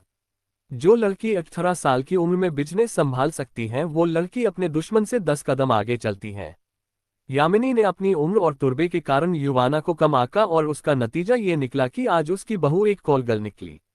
जैसे को तैसा। देवांश आप मुझे जो चाहे समझे, मुझे इससे फक्र नहीं पड़ता, मुझे सिर्फ अपनी औलादों से फक्र पड़ता है और मैंने जो किया वो सिर्फ अपने बेटे के लिए किया। और रही बात मेरी बहन के बेटे की तो उससे पहले मेरे सगे बच्चों आते हैं फिर बाद में वो। यामिनी ने देवांश जी के आगे आकर उन्हें घूरते हुए कहा। देवांश जी ने जब यामिनी की बात सुनी तो कहा, ठीक है जिसे जो करना है करो, मैं कुछ नहीं बोलूंगा। यामिनी को उंगली दिखाते हुए दांत पीस कर, लेकिन एक बात याद रखना, अगर इन सब में मेरे अंश को कुछ भी हुआ तो तुम्हें भी देख लूंगा और उस लड़की युवाना को भी, फिर तुम लोग देवांश राजपूत का असली रूप देखोगे। कहकर देवांश जी दंदनाते हुए कमरे से बाहर निकल आए। तभी उनकी नजर किरण पर पड़ी जो उनकी बातें सुन रही थी।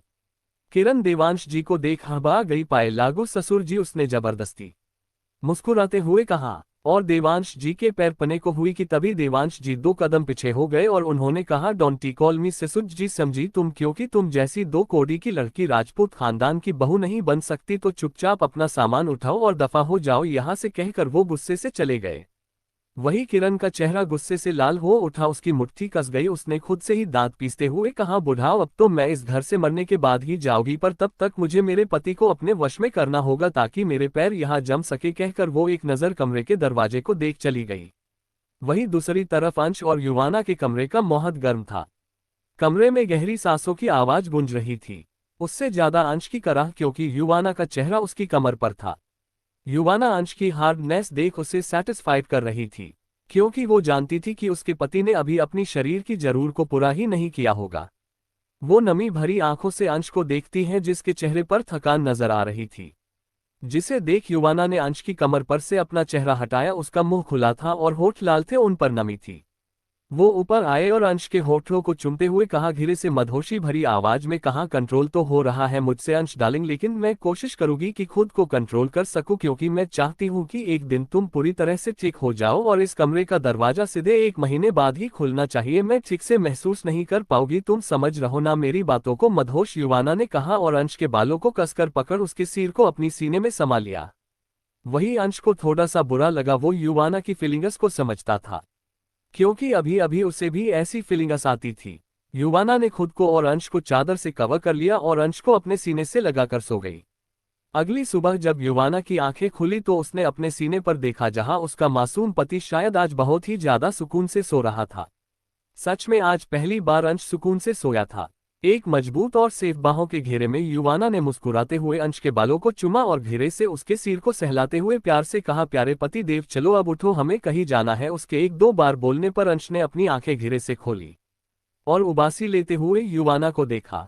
मेरा बच्चा, युवाना ने अंश की नाक खींचते हुए प्यार से कहा। अंश ने अपनी नाक को युवाना की खुली उभारों में सहलाया, क्योंकि उसकी नाक को दर्द हुआ। अंश की हरकत देख युवाना ने शरारती स्माइल करते हुए कहा, डू यू वॉन्ट इट। युवाना की इंग्लिश में कही बात तो अंश को समझ नहीं आई, क्योंकि उसने अपनी हालत के कारण कोई पाए नहीं की थी। पर युवाना की हरकत देख वो समझ गया और शर्मा कर युवाना के सीने में ही मुंह छिपा लिया। यार ये लड़का इतना मासूम क्यों है, युवाना मुस्कुराने लगी। कुछ देर बाद युवाना अंश को एक लोअर और टी शर्ट पहना रही थी और उसके कपड़े पहनाने के बाद युवाना ने अंश के सामने अपने कपड़े उतार दिए। अंश ने गहरी सांसें लेकर अपना गला गिला किया, उसने नजरें फेर ली, जानबूझकर अपनी अदाएं दिखा रही थी। कुछ हिले ना हिले लेकिन तुम्हारा जूनियर अपनी हरकत पर उतर ही आता है, युवाना ने अंश को छेते हुए कहा और अपने जिम वाले कपड़े पहनने लगी। वही अंश ने के कान गर्म हो गए।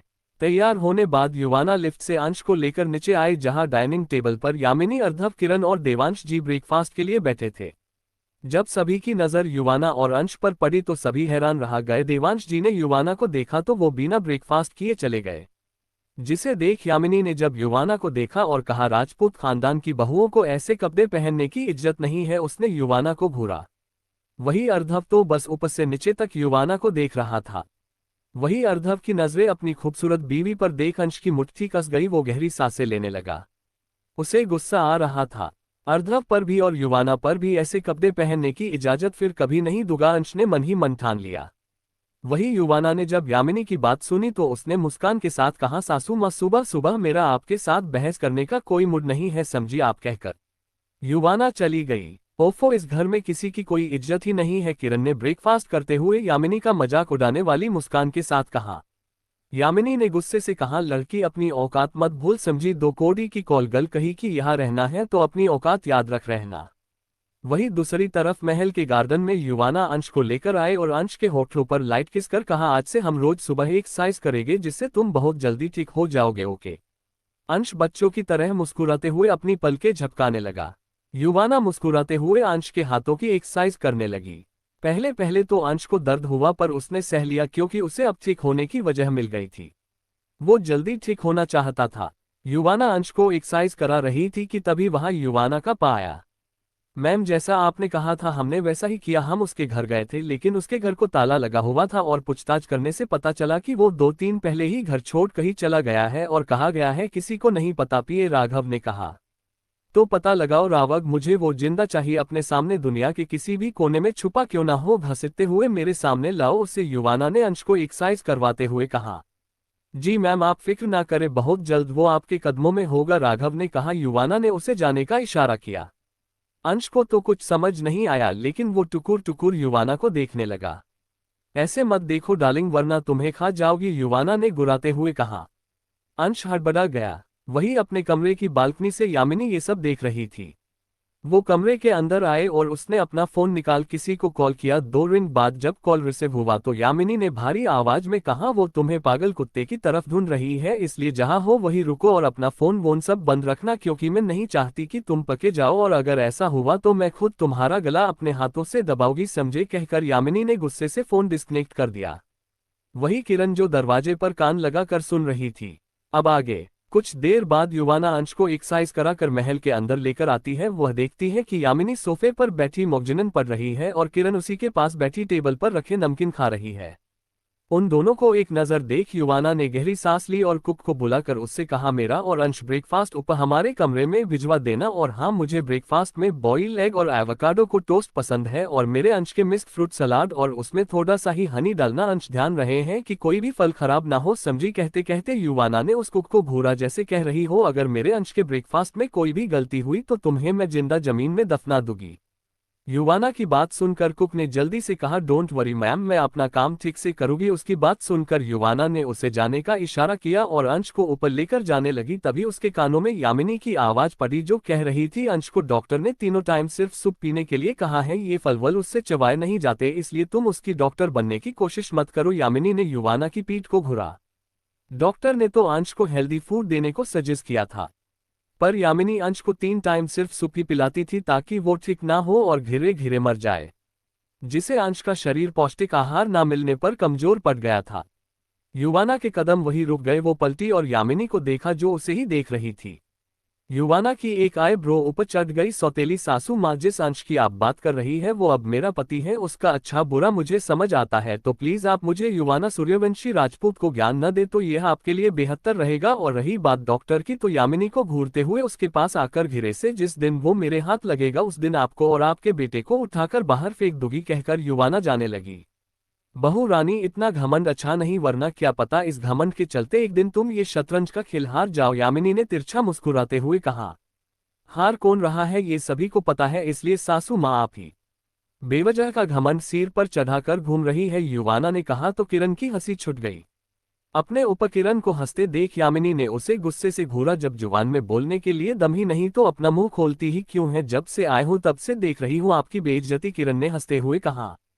2 कौड़ी की लड़की, निकल मेरे घर से, यामिनी ने गुस्से कहा और किरण की बाजू पकड़ उसे घर से बाहर निकालने लगी। तभी किरण ने अपनी बाजू छुड़वाए और कहा, मैं कहीं नहीं जाने वाली, मैं अब राजपूत खानदान की छोटी बहू, समझी बुढ़िया, और अगर जबरदस्ती मुझे निकालने की कोशिश की तो महिला मंडल को लेकर आओगी, समझी खुसट बुढ़िया। किरण ने बुढ़िया शब्द पर जोर देते हुए कहा और अपने बाल झटक चली गई।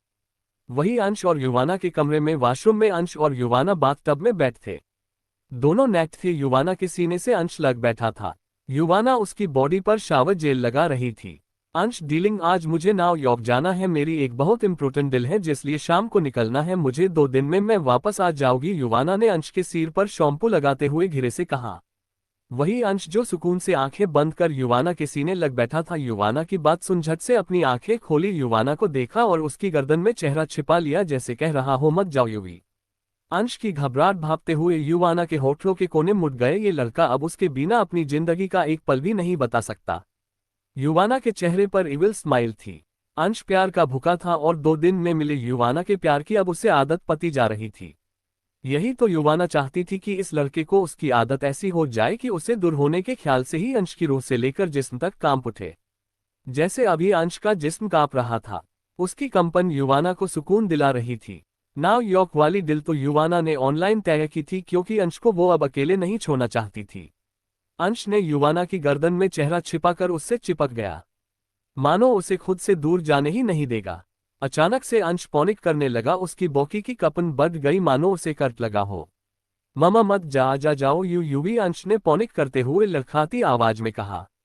वही अंश की हालत देख युवाना ने झट से उसे खुद में समा लिया। उसके बालों को सहलाते हुए प्यार कहा, शशश शांत हो जाओ, मैं यही हूं, तुम्हें छोड़कर कहीं नहीं जाने वाली, शशश शांत शांत। युवाना ने अंश के बालों को सहलाया। अंश की आंखों में आंसू थे, वो दिले घिरे शांत हो गया।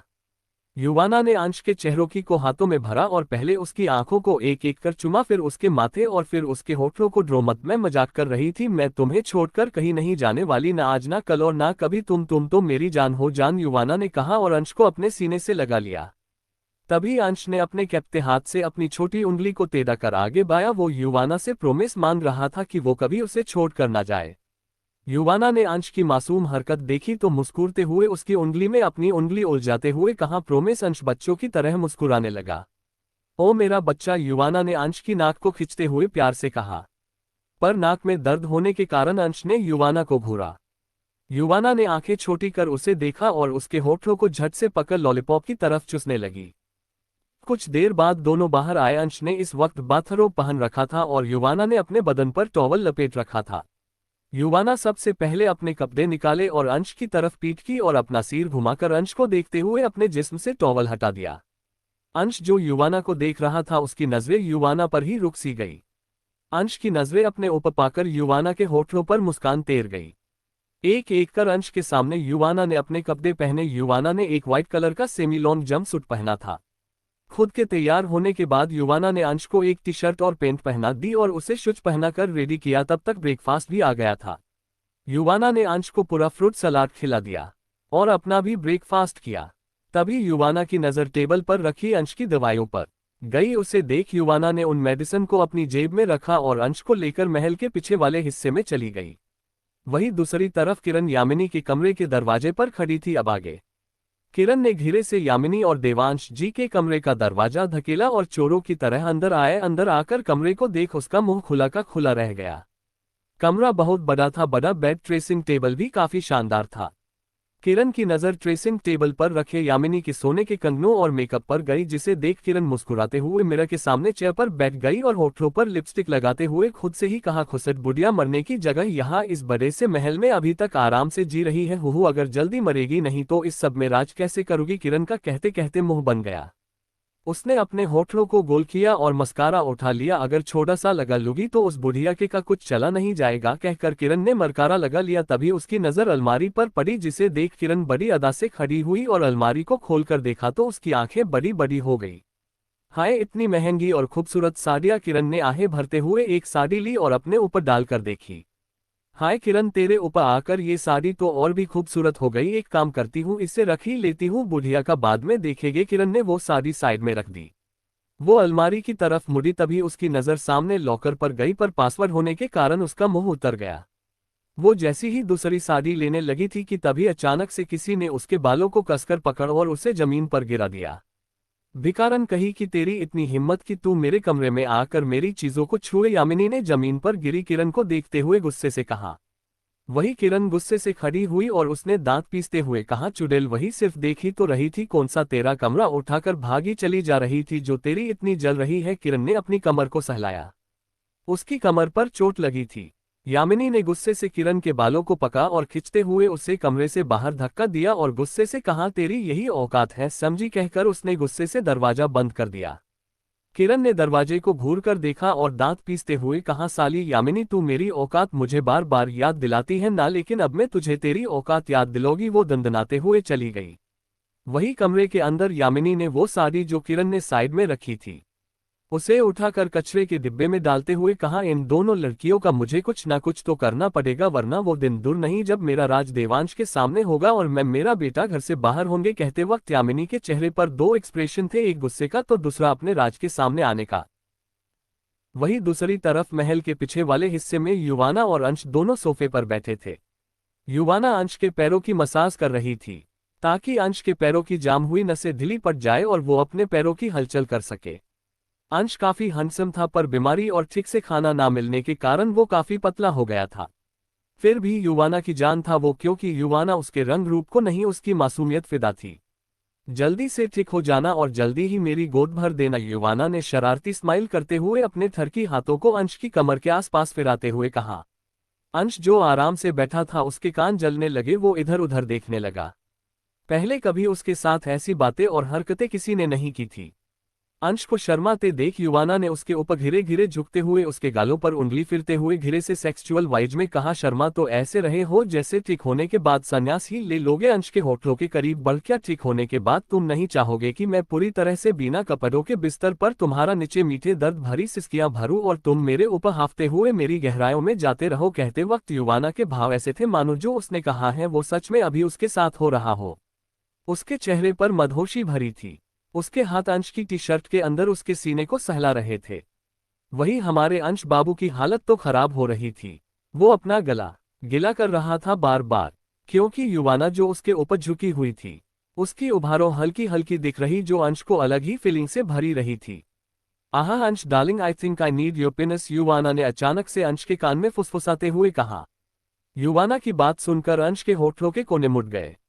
मेरे जैसी तुम भी मेरे प्यार में पागल हो रही हो युवी, अंश ने मन ही मन खुद से ही कहा। यह पहली बार था जहां अंश के चेहरे पर शर्म नहीं बल्कि युवाना ने जो कहा वो जल्दी से करे ऐसे भाव थे। क्योंकि कल रात जो युवाना की हरकत से उसे एक्सपीरियंस मिला था वो दुनिया का हर आदमी बार बार चाहेगा। अंश के मामले में ये बात तो नॉर्मल थी। फिर युवाना धीरे धीरे नीचे बने लगी और वो अंश की कमर पर से उसका लोहा उसकी आंखों में देखते हुए नीचे करने लगी थी कि तभी उसके कानों में कुछ गिरने की आवाज पड़ी। अंश और युवाना दोनों अड़स से उछल पड़े क्योंकि दोनों तो रोमांस की दुनिया में खो गए थे। युवाना ने सिर उठाकर देखा तो पाया कि राघव दूसरी तरफ मुंह कर खड़ा था। जब वो आया दो सामने का नजारा देख वो हड़बड़ा गया और गलती से उससे साइड में रखा वाज गिर गया। महल का पीछे का हिस्सा खुला था जहां पुल था और उसके पास सोफे रखे हुए थे। युवाना ने राघव को देख गहरी सांस ली और अंश को देखते हुए कहा, रात में आराम से करेंगे अंश डार्लिंग। वो खड़ी हुई और ठीक से बैठ गई। अंश राघव को देख सिर झुका कर ही बैठ गया। अब तुम इधर देख सकते हो, युवाना ने अपनी एक आईब्रो ऊपर चढ़ाकर राघव की पीठ को घूरते हुए कहा। वो चीख गई थी क्योंकि माहौल इतना अच्छा बना हुआ था जो राघव ने खराब कर दिया। हम राघव ने अपना गला साफ किया और कहा, good morning ma'am. Good morning sir, उसने अंश को देखते हुए कहा जो उसकी तरफ देख भी नहीं रहा था। अंश शर्मा रहा था जिसे देखकर युवान ने सर्द आवाज में कहा, अंश राजपूत मुझे तुम्हारी झुकी नजरें बिल्कुल भी पसंद नहीं। पहले बात अलग थी लेकिन अब बात अलग है। अब तुम युवाना सूर्यवंशी के पति हो और तुम्हें सामने वाले की आंखों में देखना सीखना चाहिए। उसने अंश को लगभग डांटा। अंश ने युवाना की बात सुनकर घबराते हुए ऊपर देखा जिसे देख युवाना ने अपना सिर नामे हिला दिया।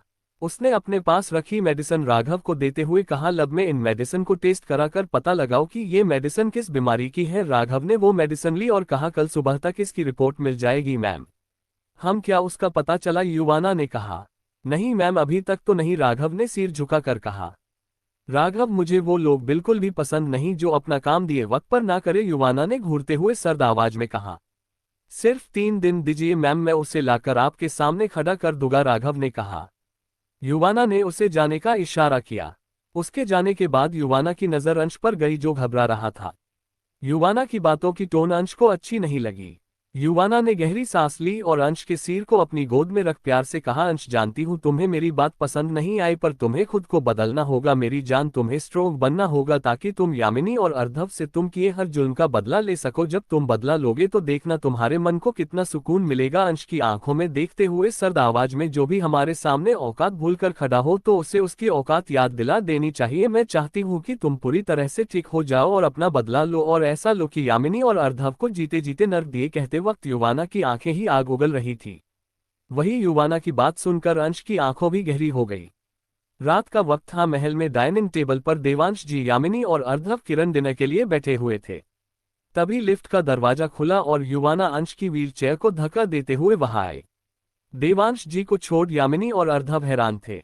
क्या बात है, हमें देख आपके चेहरे का रंग क्यों उठ गया सासू माँ? युवाना ने डाइनिंग टेबल की एक चेयर हटाकर वहां अंश को बिठा दिया और खुद उसके करीब चेयर पर बैठ गई। तुम अंश को लेकर नीचे क्यों आए? यामिनी ने कहा। उसकी बात सुनकर युवाना के आईब्रो ऊपर हो गई। उसने घूरकर यामिनी को देखा तो यामिनी की नजर देवांश पर गई जो भी उसे घूर रहे थे। मेरा मतलब है अंश हमेशा अपने कमरे में डिनर करता है इसलिए, यामिनी ने अपनी बात संभालते हुए कहा। उसकी बात पर युवाना ने हैरानी से कहा, ओ ये बात है, मुझे तो पता ही नहीं, लेकिन कोई बात नहीं, अब से मेरे अंश का ब्रेकफास्ट लंच डिनर तीनों यही होगा, बल्कि उस चेयर पर होगा। युवाना ने सर्द निगाहों से हेड चेयर को देखा जहां देवांश जी बैठे थे। ये क्या बकवास है? वो चेयर डैड की है, वो इस घर के बड़े हैं समझी, और हाँ बार बार तुम्हारी ये हरकतें हम सहन नहीं करेंगे, अर्धव ने रोज से टेबल पर हाथ मारते हुए कहा। उसकी बात सुनकर युवाना ने दांत पीसकर कहा, मिस्टर अर्धव राजपूत, भूलो मत, इस घर का मालिक मेरा पति अंश राजपूत है और उसका पूरा हक है उस चेयर पर बैठने का, और अगर उसका हक उसे नहीं मिला तो मैं घिरे से सनकी स्माइल करते हुए तो मैं उसे छीन लूंगी, क्योंकि जो चीज मुझे मांगने से नहीं मिलती उसे मैं छीन लेती हूँ। सो नाव चॉइस इज योर। कहते वक्त युवाना ने देवांश जी को देखा जो चेयर पर से उठने ही वाले थे कि तभी अचानक से अंश ने अपने कैप्टे हाथ से व्हीलचेयर के बटन को धक्का दिया जिससे वो देवांश जी की तरफ जाने लगी। ये देख युवाना की आंखें तिखी हो गई।